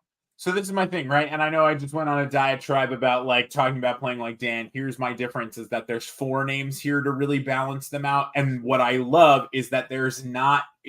You can say you want to play like Dan, but to bring up like Andy and June is a pretty big, like, that's like a swing for the fences. June, we've already seen because of Angela, but like to say you want to play like Andy is pretty crazy in a modern because day. Arguably that is the way to play the game. Like, and arguably the best alliance, but always be in it, And the best game, I will say it. I don't think Andy may not be one of the best players we've ever seen. Sorry if you watch this, but he probably is one of the best games we've ever seen because my dude, and he puts it on his Twitter all the time. He played an almost flawless game and won. Yeah. And CBS just doesn't like him. Like that's and I think they don't like his season. They don't like his season. Players also because his cast was pretty abhorrent. That like people are like, oh, he won against a crop of like absolute idiots and assholes. But you're playing against a winner's sister, Alyssa Slater. You're playing against Amanda, who is a very high strategist. McRae and Judd, who are these big social threats. Like he had some competition, even though like Gina Marie was an easy beat. Like and Spencer. Like I don't know. I agree with you. Andy, I think has played one of the best single games. Period. Like probably next to Dan or Derek in terms of just one single season. But yeah, Keno, what makes Keno special though, Zach? Is it Keno or chemo? Chemo, sorry. Chemo, what I love, he really no, Dylan. He really gives so he to me on paper again, he fits the archetype, right? Frankie, Tommy, Andy, right? Like I get like the high energy. Have a name I'm thinking Kevin Campbell. Yes, like I get the high energy, I get the emotion, I get the fun, I get the sass, I get all that. But what I like is that again, like in this, like, why will you win, right? Every single other person so far has been like, I'm going to win because I'm social and strategic. And his answer is just, I'm going to win because I want to win, which to me says I want to win. And again, I know that that's stupid, but it's a better answer to me than just saying like over and over and over again that I'm going to be social, I'm going to be strategic. Yeah, of course. But if you want to win, you'll figure out a way, right? Or you're going to try and figure out a way. I think this, like Chemo and the archetype of like the sassy one, like always goes pretty far, pretty deep into jury. Maybe not. Kevin was on jury for Big Brother 22. Yeah. Kevin was on jury for 22, and he made final 3 on 11, and always, one challenge, and he wins the game. Yeah, they like this kind of his archetype always goes far, They like he will always have someone to connect with. That's the vibe that I get from his answers, right? He talks about being emotional and being like, I won't be emotional, wink, which like what's good about Big Brother is that like emotion is not a bad thing in Big Brother. Emotions are a really tough thing in Survivor. Unless you're Kenny. Well, and there we go, our first fight of the season, Kenny and that to me is, and that's the thing, right? Is that Kimo will always have people on his side over someone like Kenny, I think. Because, and this is going to test a lot of other players like the Cams, and there's somebody else who I think also really wants to play with like the older players, is that like, if you have a Kimo versus Kenny, who is someone like Cam going to really side with? Because if the answer is Kenny, I don't think that's going to end well for Cam, right? Like, I think that Kimo is more likely to have a lot more relationships, a lot more friendships, and is more likely to be well ingrained. And that is going to be dangerous for other players to have to deal with. And I think it's going to be hard for them to not figure, you know, like it's going to be dangerous if they don't figure it out. Yeah, and here's the thing: I don't necessarily know if he'll win, just because I don't see him like winning those crucial comps at the end. And I think he's a social enough guy that like he's one of those people I think people think they can beat at the end, even though they know. Tommy Bracco again. Yeah, Tommy Bracco, right? Alicia, five, even, five is the Frankie and Tommy spot. Yeah, there you go. I actually have him one spot higher at 4, but we'll say that for later. Wow. But speaking of like Final Four and winners and all that stuff, Rachel Riley and Janelle, what did they have in common? They were both VIP cocktail waitresses. Well, enter Miss Leah, right? Leah? Is her name Leah? Yes, I think. Yes. I don't know. I didn't hear her say it. It's Leah or Leah, but either way, a Princess Leia herself, Leah Peters. I'll say I thought Leah, this might be your favorite. She might be your favorite contestant going in. Just because she's my favorite doesn't mean I think she's going to win. It's true. But she is a Pittsburgh. She's from Pittsburgh, lives in Miami now. 26-year-old VIP cocktail server. She's getting a lot of heat on Twitter because a lot of people are saying, because her answer for who you want to play like, she goes, I don't know because I haven't seen my cast, and I could say I could play like all these other players, but they all had different casts than I do. So like, how can I say I want to play like this person? I think it was one of the best answers for that question I've ever seen. And people are like, she's saying that because she's a recruit and she doesn't know the game well. Well, guess what? I think half this cast is recruits. And the problem is, agree. There's no problem with that because guess what? They're not going to be coming in with the Derek strategy of I need my number 2, my 4, and my 8 around that. The players like Leah are so exciting because they're going to come into the game kind of not with that strategy, but they are still going to have a strategy, but it's not going to be, I want this amount of numbers to this amount of numbers to this amount of numbers. It's going to be, this is the type of game I want to play. And I really like that. Now, the problem is I just don't know if a player like Leah, who's like the pretty blonde, wins the game these days, but I'd love to be wrong. It could be Brittany Haynes upside. It could be Janelle upside, or she could be Annalise, you know? So I will say I saw her photo and had to do a double take because she does look like Brittany at a first glance. Yeah, it's like Brittany Haynes meets like the 2 girls from Over the Top, who are Morgan and Alex. Yes. Young the Janelle. twins. Yeah. Yes. She wants to play like Brittany, she said. So there you go. She was the first person who I read her answers and was like, her favorite player is Brittany. Sorry, favorite. That's fine. But I read her answers and I was like, oh my God, thank you. Because again, like me, that's the right, you know, like it's sort of like, it's like when Bowie Jane last summer, she said like, my strategy is that I have no strategy. I'm going to go with the flow. That's not a strategy. You got to have something, right? And again, even Kimo's answer of like, I want to win, so I'm going to win is more of an answer for strategy than like, I have no strategy. But on the flip side, the answer of I don't have someone I want to play like because I don't know who's here is such a smart answer. It means that she's already thinking about the people she's going to be involved with. At least that's what comes off from me, right? Like I think, you know, her answers of I'm a good natural manipulator.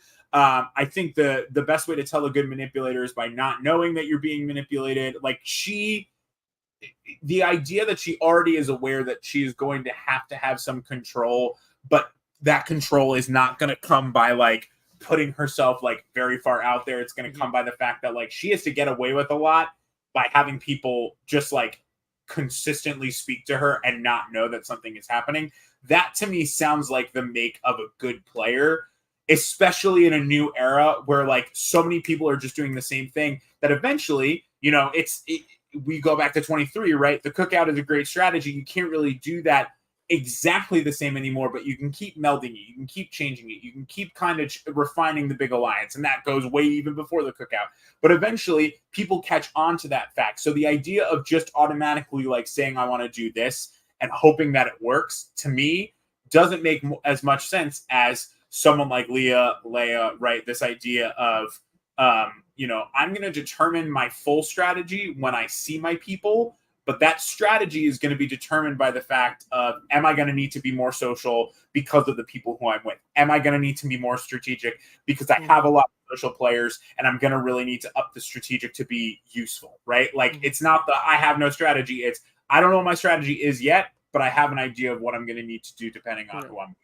I think it's so smart. I love her. Yeah, She's I really like her. I really like her, and she seems really charismatic. She also says she has a 26 tattooed on her. This is just her tattoo. So for her lucky number, and this is season 26, which means like she could have just got casted because of that, like because producers want to milk that, or it's just fate. But the problem is, and this is a weird stat, and this is nothing because this is just purely coincidence because the show is not edited. It happens live, but the past 3 seasons, Entertainment Weekly has posted their thumbnail, and it's always 3 players side by side. And the person, I'm going to show you the last 3. So this was 2 seasons in a row, and then this was last season. Do you realize something about the person on the left every time? Bowie Jane, Turner, and Ozza. What do Turner, Ozza, and Bowie Jane have? They're all 3. Yeah, they're all third placers. So I think I just and you want to know who's on the left for EW this season? Is it her? Who is it? It's Leah. It's Leah, Chelsea, and Joey. Leah, Chelsea, and Joseph. But like, do I really want to say she's my third place because of a stat? No, and again, how could they know? I mean, I guess you could have like statisticians within CBS being like, "We've done the math. This is probably what we're looking at." It's random. I solely think it's it. random. It just happened to be that the last 3 seasons, whoever was on the left came in third.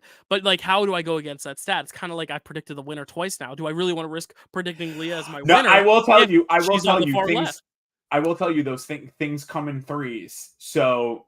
All right. You've already maxed out at 3. So you know what I'm going to say? Which does also mean is that you're going to pick the winner for the 3rd season and then you're done for forever. I did say right now, Leah's in my not contenders, but will go far tier because I had her in 3rd place. But I may revisit that because I do think she's a contender to win. The question is, does she have the killer instinct at the end to sell herself, or is she going to come across like Liz Nolan?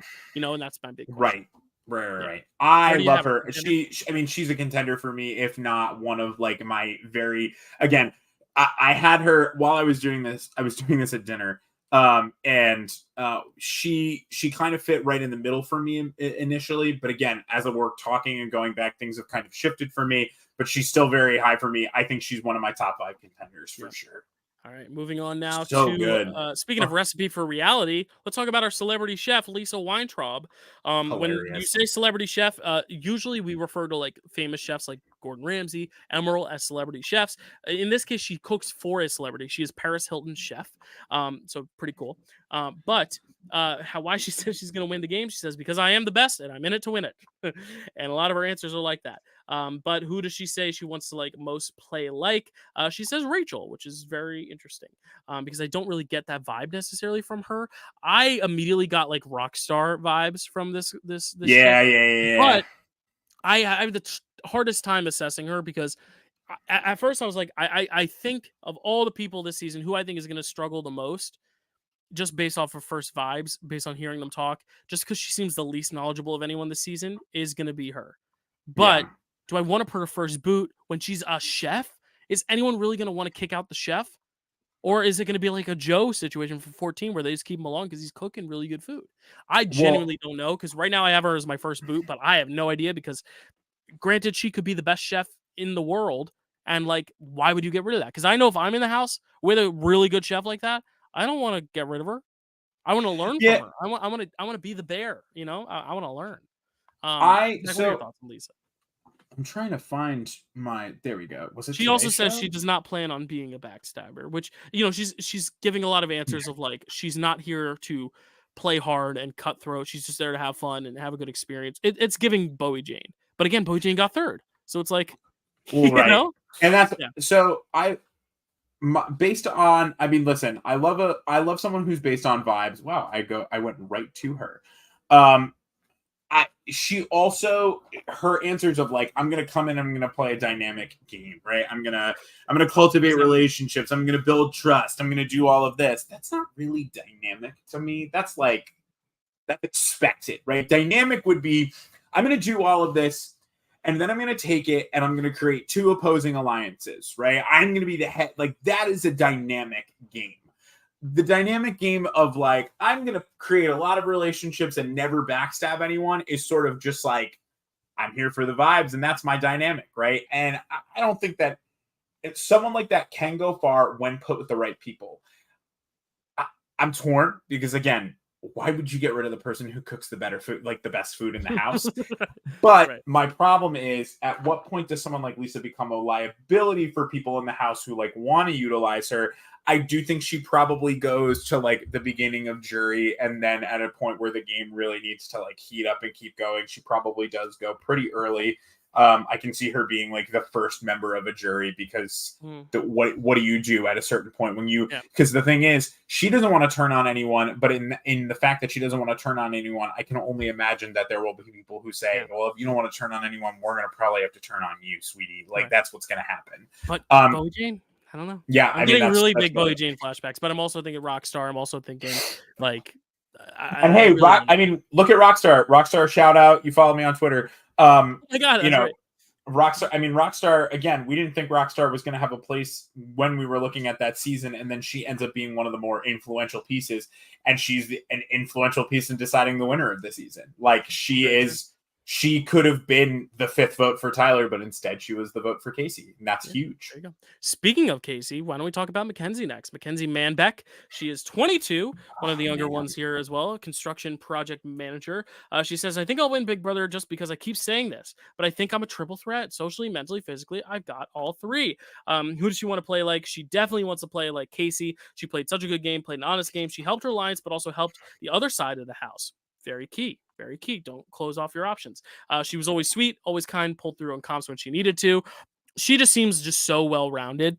But in that, she also seems like she could be a very big threat in the way of like Amber from 16, or like even like I don't know, from that very own season of 20. What's her name? Like Angela. No, not thinking of Angela, but someone. Oh, Haley, where it's like she's just very, very clearly good at the game. I really don't know where to put her, because she just seems very well rounded, but she's not like piquing my interest as like, oh my God, I gotta watch out for this girl, but no red flags. Like as I said, a lot of this cast is just jury. My sister. It's her winner pick. There we go. Mackenzie is my winner pick. Thank you, classic Nina. For chiming in. Yeah, the pretty young girl, Nina. Goes for her, so. I'm tough. Again, we're really going to need to do I think we should do a reassessment when we actually watch them play. Well, and when we see who the 17th is, because my thing is like right now Mackenzie's pretty low for me, but that's just because I don't know where she fits. Like I can see her being kind of like you said, like I can see her being like a part of a big group with like, someone like Matt, Cam, maybe even Joey, Cedric. Like I can see her being a part of like that young crowd.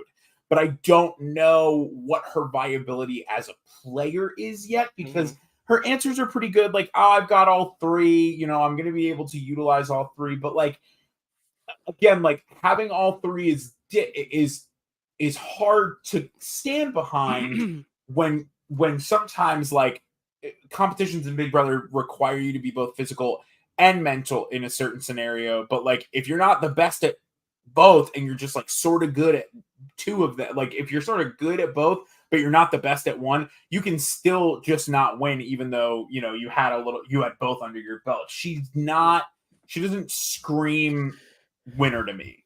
No. Moving on to Matt. Sorry, Nina. Matt Hardman. Hey, anything can happen.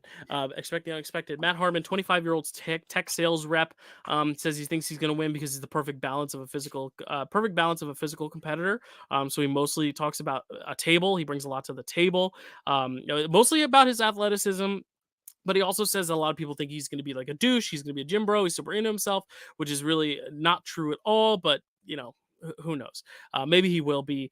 He does say he wants to target super fans. He doesn't like people who know everything about Big Brother, which, like, granted, a fair assessment to say I want to get the people who know a lot about the game out.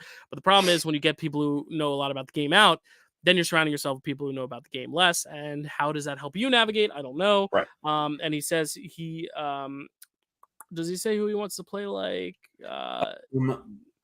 No, but on the Twitter, I'm looking, he says Casey as well. So maybe we could see a Mackenzie and Matt team up. I mean, he just seems so, I don't know. I was watching his videos. I didn't particularly like listening to him very much. I wasn't like, oh, I got to watch this guy. Like, he was almost kind of annoying me a little bit because he was talking about the super fans got to go. And I don't know. I'm just not getting great vibes from Matt, but I'm also not thinking he'll be an early boot. Like, I think he'll do fine. Again, he's someone who I just feel like is like a middle of the road. Like, I really don't know how far he'll go. Like, a lot of the cast is like that for me, where I like them all, but I'm not like super compelled to put him far or as an early boot. What are your thoughts on Matt? Sorry, I'm literally looking because I need to see if there's. Okay, great. I got good vibes from Matt from reading his profile. I think I didn't know a lot about the super fan, like him, like being like, I want to get the super fans out. I want to get the super fans out. What I do like about him, and I get good vibes, is that again, when people say that they want to play like Derek, he's someone who talks about playing like Derek without saying, I'm going to play like Derek, right? Like the idea of like, I know that there's probably not going to be a competition that I couldn't win if I tried, but I'm not going to need to win all of them, which to me is honestly a very, very, very smart way to play a game like Big Brother, right? Because again, it's someone like that's Xavier to me, right? Xavier is the person who knew that he could win pretty much every competition, but didn't until he thought he really needed to. So like I haven't listened to Matt talk. I think that does have a big play and a big stance on things, but I get a good vibe from him.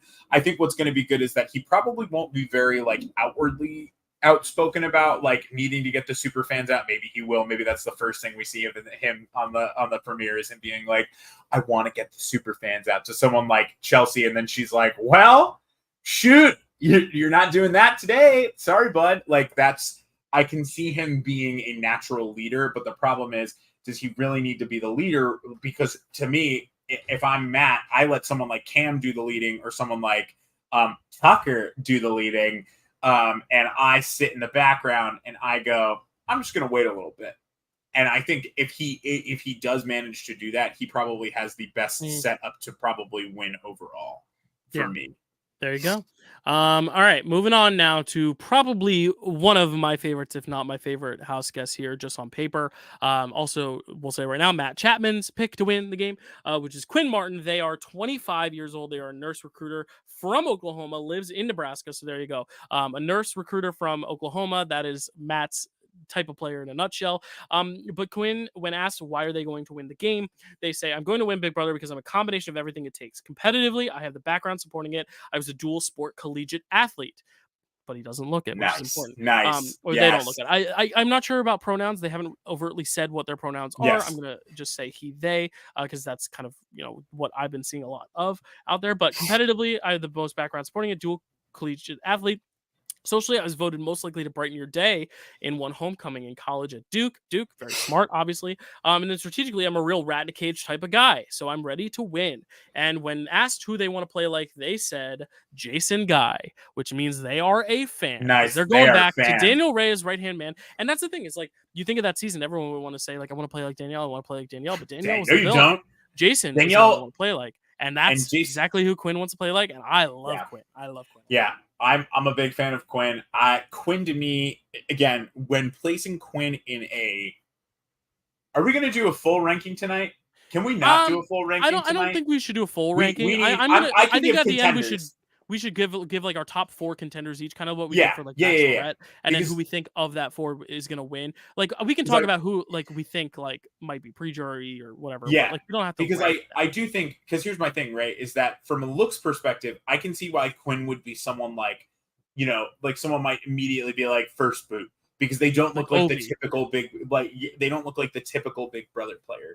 But the thing is, reading Quinn's answers is so interesting, because I think there are 4 types of Big Brother players, and normally what someone would say is something like floaters, coasters, threats, and good players or something like that.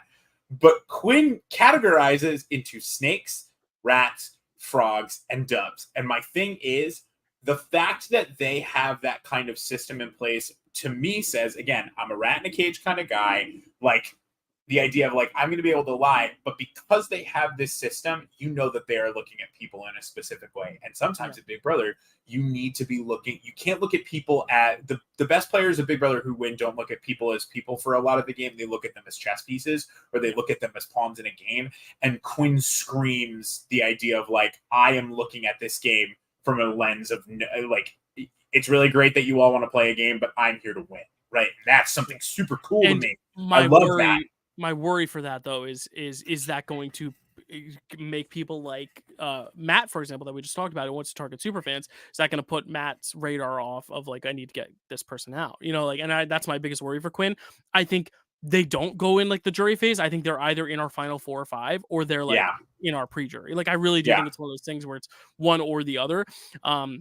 But I do think Quinn, just in the modern sensibility of the game, I think there's going to be enough people that they can like cater themselves to. Yeah, and that's on with. It Quinn, almost seems like Quinn Izzy in, you know, a different form, but like, yeah. Quinn to me needs one person, and that's it. Like, once they have one person, it's probably a lock that they can run for a good portion of the game. It's just a matter of like, again, like Izzy ran until she couldn't run anymore. Right, like, and because she locked in with Jared and Suri, and that was all she really needed was to find. And honestly, if the game was a little different, she would have made it much probably because of that. And, you know, it has a good shot at being like final 5, final 4. I think for sure. Final 3 even. You know, so I could see Quinn being 3rd, 4th, 2nd, 5th. You know, or first boot, second boot. You know, like I really think there's a lot that we could see out of Quinn. I'm very excited. But let's talk about Rubina.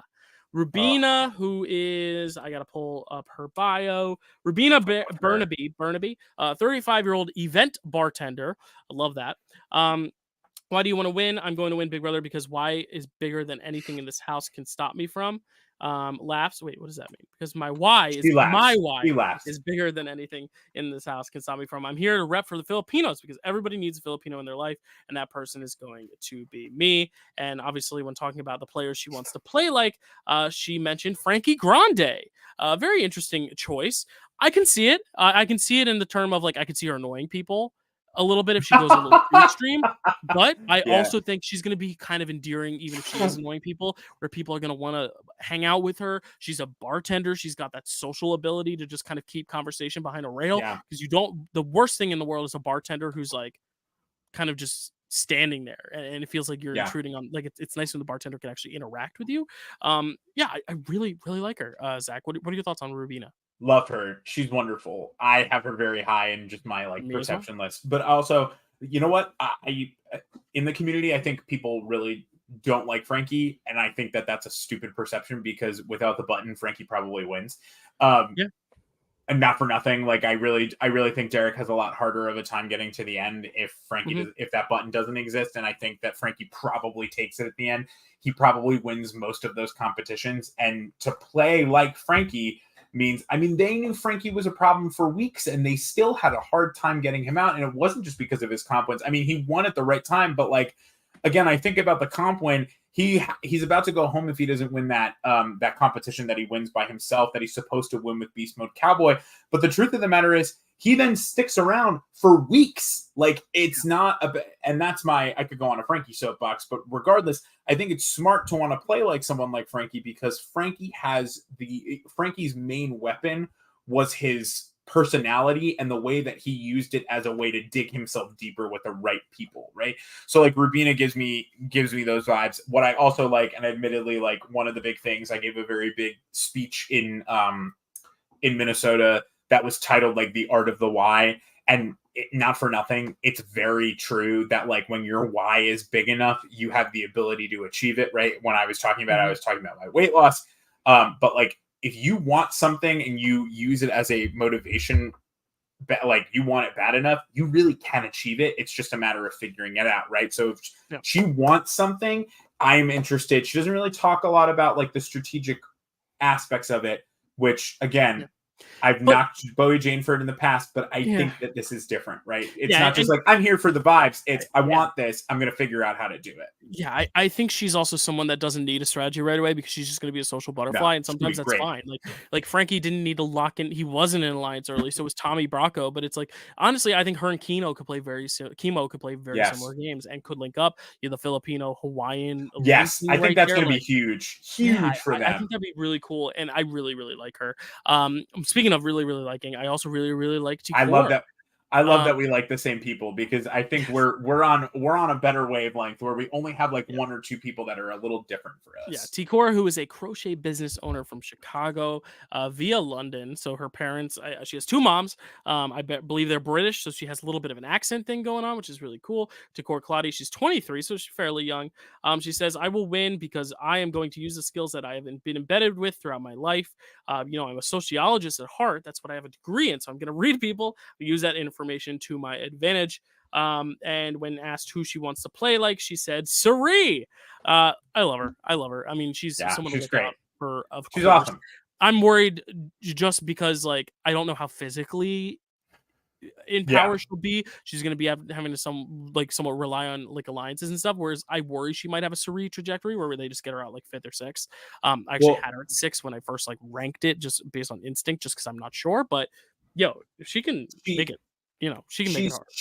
She reminds me very much of Ian in the way that she talks about she's a little awkward, a little nutty, and she wants to utilize the quirks to her advantage. She reminds me of Ian in the way that I can see her, especially with someone like Kenny, who's like, I want to target the emotional people in the house. I can see him being like, you're very awkward, and She does say she's a very positive person, so maybe she won't get too emotional per se. But yeah, I can see what you mean. So I can see her like maybe being like, and again, sort of in the trajectory, we've seen a lot of like trajectory in the last couple of years where like those week 1 targets, like the people who are targeted early on, if they slip by, they really do have a good trajectory to win. I can see that for her. Like she's someone who the talk about like, I put on this persona. That's such a huge, like an important word in a game like Big Brother, to put on a persona and to like actively acknowledge that like I am not gonna be myself while playing, and that's important. Like that's such an important strategy when you're doing something like this, because you have to be able, her talking about I don't believe that in manipulating now in the real world. I don't believe in manipulating people, but I'm gonna have to utilize just a little bit of that strategy to get far. Taking the information I learned, utilizing it to learn about alliances, learn where I fit in. That's important too, right? Like I feel like people are always like, I'm going to take other people's information and throw it somewhere else. But her big focus on, I need to know where I fit in so that I can then go and make things happen. I love her. She screams contender to me. Like, I don't know what it is. She just has I can't wait to like watch her. Yeah. And last but certainly not least, we have Tucker, who most people online are saying the most attractive man to ever play the game. Yeah, right. Tucker Delorier, 30-year-old from Boston, now lives in Brooklyn, so New York represent. Marketing and sales executive. He's also a model. He has everything what it takes. He has like very wordy answers. He is a very talky guy. If you watch his videos, he just is a chatterbox. But he does say I have everything that it takes. I have 2 older brothers. I've been raised in a loud, wild Italian family. My dad came out as gay. I've been bullied. I was the bully. I was an athlete. My family was born and raised in a family that all we do is compete. He's a family guy. He's used to all the stress of everyday life and family and chaos. He, has been through it. But yeah, he wants to play. Here we go. He wants to play his games like Dan and Brett. I see. Oh, well, that was what in the video he said, but he does also say in the video that he wants that. Well, that was what I was gonna say. His big thing though is his favorite player to watch is Ian. Yeah. So he wants to model his game. Yeah, he says right here, it's kind of more like Ian, honestly, compared to Dan and Brett, because Ian was that quiet, just having a good time. Kid was happy to be there. So yeah, in his video, he kind of elaborated on this where he really likes Ian's game, but I could see him being a Brett, Dan, and Ian. Like I see all of it in him. I think he's a big contender if he can make it far, but he also gives me Zach Rance vibes of like he could just flame out early. But that's I my really big don't thing. know. He gives me Nick vibes from 15 also. Like he could be like second boot. Yeah. He could be merge. He could or jury. I really don't know with him, but he's gonna be someone I'm very excited to watch. Like one of my favorites. He landed smack dab in the middle of contender wise for me in terms of like, is he gonna be someone that where does he place? I think that he is most likely a jury placement, but again, I don't know. I don't know where or how, because again, like I can see him playing all of those different types of games, depending on how he links up with other people too. Like that is again what I like about Tucker is that his game is going to be dependent, and he understands it that he could be any of these, but he doesn't know. Like he wants to do this, but he likes that Ian is like more chill and like trying to relax and figure out the vibe, whereas like Dan is more like in it, and Brett is this like overpowering element to people's games. Like there's something very cool about the fact that he's so aware of himself. My one thing, and I say this as a fellow too talkative person, right? When you talk too much, you can put yourself in holes. Great for a podcast. I worry.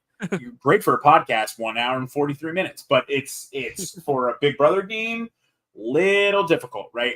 Is he going to be able to just sit back and listen? He talks a lot about how he's experienced all these things. Is he going to be able to put that aside, and is he going to be able to just sit back and listen to people talk without making it be like, God, Tucker really has had all this stuff happen to him? I can't believe it. Like, I get it. You had a hard life, right? That'll be what interests me about watching him play. But also, like all the contestants, when I see their picture, like his looks the most inviting. Like it really does look like he's just like a fun guy to talk to and be around. He gives me, honestly, you know what he gives me vibes of in interviews is like Jim Carrey. Like he says that. Like, he says it in that. He says, how will you leave your mark on the game? Well, I think just being me, I have a very unique, fun, quirky personality. A lot of people say I'm like Jim Carrey. Yeah, I as long as he doesn't say anything problematic, which I mean, Cameron won AFP and Kyle was in the top 3 for his, so you never know. But I forgot I could see him being the fan favorite who hits the jury. I think that's kind of where his like placement lies for me personally. Like I really think there's some good serious upside and downside for him. He's the biggest wild card for sure. But there we go. We've talked about all of them. That's it. So now the question is, who are we going to say are our top contenders, are our early boots, all that stuff? Zach, do you want to go ahead and just tell us, like, who, you don't have to put it in a ranking, but like, who are your 5, like, if you had to pick right now 5 pre-jurors of like 5 people you just don't necessarily see making the cut? Oh my God. You know what? Maybe we wait for this. Maybe you want to just go with our 5 contenders? Yeah, let's go. At least tell us your first boot. We usually know our first boot by the time we get to like episode 2 or 3. So I do think it's either going to be like it's either going to be Kenny for me, someone who has like a very hard opinion going into the house and might rub people the wrong way, or honestly, I can see like a Leah, or not Aaliyah, a Lisa, or even like a Cam, like coming on a little too strong and like maybe rubbing people the wrong way. It's really going to depend on how they've been talking to each other, I think. Yeah. I think Kenny's where my mind lays. If he doesn't win first HOH, that is. I think he screams. I know we talked about him wanting to emulate his game after Derek, but he also says his favorite player is Sam Smith from Big Brother 21. Random pick, really weird pick, but hey, send it. So that's who it is. I was like, I know you were trying to figure out. You're like, who is that? I know. Well, because I was gonna say Whistlenut, but that's Jason. That's Jason. Who one of them said that she really loved Jason's game. I want to say it was Chelsea, maybe, maybe even Rubina. I'm not sure. But I mean, Jason was one of the better, more tolerable, at least on TV of that season. I mean, we felt for him when Alex betrayed him. I mean, I don't know. We did. He was one of the only people to speak out against Paul. So I get it. It's true. He just all right. Here's the people I'm looking at as like potential like first boots. I think if we have a Luke situation, it might be Brooklyn, but I really hope it's not. But I do think Kenny is definitely a potential. But I do see him making it a few weeks. Lisa was the first instinct, but I do think because she's a chef, that could really help her. So the only other person I have, just because she seems like I don't really know where to put her is like Chelsea. I really don't know though. I don't think there's a clear first boot. I really don't. I think Kenny would be the clearest, but I mean it could just be Angela just because she's the oldest. But I really don't want it to be her. I was gonna say Angela, but I feel like again, I really don't want it to be her. Yeah, I would like it to not be. Yeah. In terms of let's go with our top 5. Who's your top 5 contenders? Let's start with one at a time. Who's your first top 5 contender? Okay, I'm gonna get her out of the way because I just like again, I feel like a lot of things are gonna be. Save your winner for last. This episode. My winner did change. Hi, Reese. My first instinct, and she has changed from my winner to just a contender, is probably Brooklyn. I do think that Brooklyn, again, if we're looking at nothing problematic, Brooklyn to me does, like, on paper have a really, really good path to sort of the end. I'm just not sure. I really I had a good gut feeling, and then throughout this entire time, I sort of kind of like I moved back on it a little bit. Was she ever your winner pick or no, just a contender pick? She was my winner for a little bit, and then I haven't had like a solid winner pick this entire time, if I'm honest. I still don't even really know if I have a solid winner I had one going in, but I might change it. But I'll start with one of my contenders. Oh wait, why is it tickering on the bottom? I don't want the ticker. Zach's contenders, Dylan's contenders. Dylan's contenders. Now we got Dylan's contenders. All right, so my first of 5 contenders, and this is someone that I just don't think is going to win the game, but I really like Chemo. I think Chemo is going to be a person who we see in the end game. Just I don't know if he has that killer instinct to go that extra mile, but he's definitely one of my contenders for sure. So I'm very excited to see him. Who is your next? I'm gonna use Chemo as my next one because he was on my list and you did just talk about him. I can see Chemo going really far, but again, I really do think he kind of fits into that like 5th place, 4th place kind of slot, but like third through 5th, right? Like he's just a little too likable to let him get to the end. He's probably going to have a lot of relationships with people, and that is dangerous. And anyone who plays the game of Big Brother does kind of know that. So I think that's important. My next person, I really want to put her like even higher, but I'm gonna put Tikor. I had her at like 6th just because I don't know if she has like the comp strategy. I think she's gonna be like the Suri and go late in the game, but like I could also see a world where she wins. So like I'm definitely high on Tikor. I really like her. Originally I had I'll just say right now I had Cedric in my top 2 because I had like the Cody upside of like if he makes it to the end I could see him being the mat and like taking someone there, but I don't want to put him in my top 5 contenders to win. Whereas I think Tikor has a better shot at that. So who is your third of 5 contenders? Okay. And you don't have to necessarily if you have the same as mine. All right. I was thinking about putting him as a winner, but I do think he's probably not the winner. I'm going to put Matt up there as a contender, not the winner, but one of my contenders. I do think if played the right way, Matt probably stands the best chance. I mean, like you look at like Xavier, Monty, Matt from last season, Tyler, like we have frequently these kind of guys who, you know, I know a lot of people on Twitter's big thing with him is like, he seems arrogant and he seems, you know, like he really thinks that he knows what he's doing. But to me, that's sometimes key in Big Brother is like, you do need to know that. And he does seem, you know, he also seems, I will say on Twitter, there's this very wonderful, the Martin Luther King post. Maybe not the Martin Luther King post. I think it was posted something really progressive and great. So he's clearly Oh, we do love him for that. But it was his Mother's Day post. Like this, you know, like he talks about like the service at church, like him talking about like how much he loves his mom, like things like that are big. I think like a good personality and not just like showy. Like he didn't know he was going to be on. I mean, maybe he knew that he was going to be on. No, he couldn't have known. He literally couldn't have known. He knew that he was like in contention, but like to write this size post about your mom, maybe because you'll be going on Big Brother, like that. That's kind of crazy. So I like that. I'm gonna stand behind that. Cool. My winner pick, I really want to pick someone, but the 3rd place picture curse, I'm not going to do it. But like Leah is like someone I've really got my eye on. Like also like my crush of the season, but like also like going to be great player. I hope. I really have high hopes for Leah, but she's not quite there yet as my winner pick only because I for some reason that curse of being the left photo on EW's thumbnail, Bowie Jane, Azza, Turner. So I'm just, to be safe, I'm putting Leah in my contenders, but like I'm going to go with someone else as my winner pick, just also because I had a first instinct of who my winner pick was. I'm going to stick with it. But who else? Who is your penultimate contender that is not your winner pick? Oh, but I didn't even put T-Core in there, and I do love T-Core. We T-Core. can root If for we're people doing, too that we're not. I was gonna say if we're doing 5, T-Core is also up there for me, but for the same reasons sort of that you had, Dylan. Nothing that I need to say more. I just don't know. I need to see her play. I got to see what she does before I'm like solid. I don't know what it is. I got a gut feeling about it, so I'm just gonna go with it. I'm gonna pick Rubina. Okay. Yeah, I'm gonna pick her. I love her as not your winner, but a contender. Oh, T-Core was. T-Core wasn't the tie. T-Core is another one like contender who I don't think wins. Gotcha. I will say I need to be swayed a little bit more on Leah and watch her play before I pick her. But she is like right at the cusp for me. But I think I'm gonna go with Rubina as my penultimate winner pick. Just get a good penultimate. Oh no, wait. Leah is my penultimate. I'll talk about Rubina. I don't really know what we're doing. We're coming up on the fly with this. So wait. Who is your winner pick then? Is it my winner pick is Rubina. My winner pick is Rubina. Leah is my penultimate winner pick. I want to like her.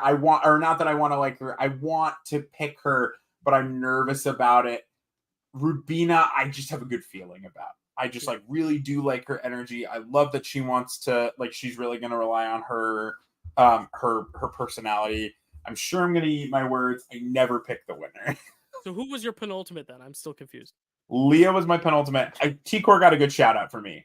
T-Core is in like the 6th spot, like the final 6 spot. This is really funny. My other contender, I am gonna put them because if they can have a deep run, I could really see them, making some moves. It's just because they're the stereotypical what you expect, and that is Cam. I think he's one of those people you just look at and you're like, he's a prototypical winner. I really hope it's not the case because he's not one of my most favorite of them, but I just think in terms of predictions, that's who I immediately went to. But my winner pick going into this episode was Rubina. So like we're lockstep this year, Zach. We both have the same winner pick, which is kind of crazy. Honestly, the more I talked about them, I still really like Joseph. He was on the cusp, but I just don't see him winning the season. But I think he's going to be a great character. I see Tucker as also so new. I have Tucker as a potential where is he? Where's his photo? There we go. Tucker is like a potential winner pick. I even really like Quinn a lot, and Quinn was someone I really wanted to put in there. But Quinn was a contender for a second, and I just don't. I gotta see where they fit. I gotta see where a lot of. I think we'll reassess once we see who the 17th is, if there is one, and then maybe see the first few rounds. We can also adjust. But off of first instincts, Rubina is the one I immediately was drawn to. Is I want to listen to her talk for a while. Yep. I want to be her friend. I'm not getting red flags. People are saying she's a little overly annoying, but she's also trying to get on Big Brother, so she's obviously going to play it up for the cameras. Yes. I don't know. I really like her. I think she's really genuine, and if she wants to play like Frankie, that's not a bad person to play against. He's one of the most successful players. I mean, he would have won, as you said. And again, probably wins without a twist like that. Yeah. And I think people are very unwilling to agree with that. So for the first time ever, Zach, we have the same winner pick. So hopefully this is good luck for you, or your bad luck for me. But honestly, after this first few episodes, if I'm really convinced, I might put Leah as I agree with you. As a winner pick. I even see a world where Tucker comes out of nowhere, and I'm like, yeah, no, that's my winner pick. Honestly, that's the thing. There's no one person that was like, that's my winner pick, like I have been with Jag and Taylor. This was kind of the collection. I think there's 8 or 9 contenders, honestly. Of this cast, I would say that Cam is a contender for me. I think Joseph is a contender for me. I think Quinn is a contender for me. Rubina is a contender for me. T-Core is a contender for me. Tucker is a contender for me. Leah is a contender for me. And Kim was a contender for me. Really, there's a lot of contenders. But to recap our contenders, Zach's contenders were Brooklyn is one of his contenders. He also had Chemo as one of his contenders. He had Matt as one of his contenders. He had Leah, and his winner pick was Rubina. And then if we go over to my side of the woods, my neck of the woods, Chemo was a contender for me. I also had where are they? T-Core. T-Core. I also had Leah. I also did have Cam, but I ultimately went with my winner pick being Rubina as well. So there we go. Rubina, we're big on you here on this show. You better come through. And Nina's winner pick, as she said, she's the only one to comment in this episode. It's kind of sad, but Mackenzie is her winner pick. So we got a lot of people in the pool here. The only people we really have nothing really much to say in terms of placement is Angela and Cedric and maybe Chelsea. But Right. yeah, I think there's a strong cast of just like all of them kind of feel like they could be at a similar level, which is cool. But I wouldn't even be opposed if like someone like, like even Kenny makes a run, or Lisa, like someone surprises her. I think it'd be really fun. But that is it for now. We will reassess probably this weekend at some point, because I'm going on vacation next weekend, but maybe this weekend before I leave, we can like kind of get a little video out here, just kind of saying what our thoughts on the premiere were.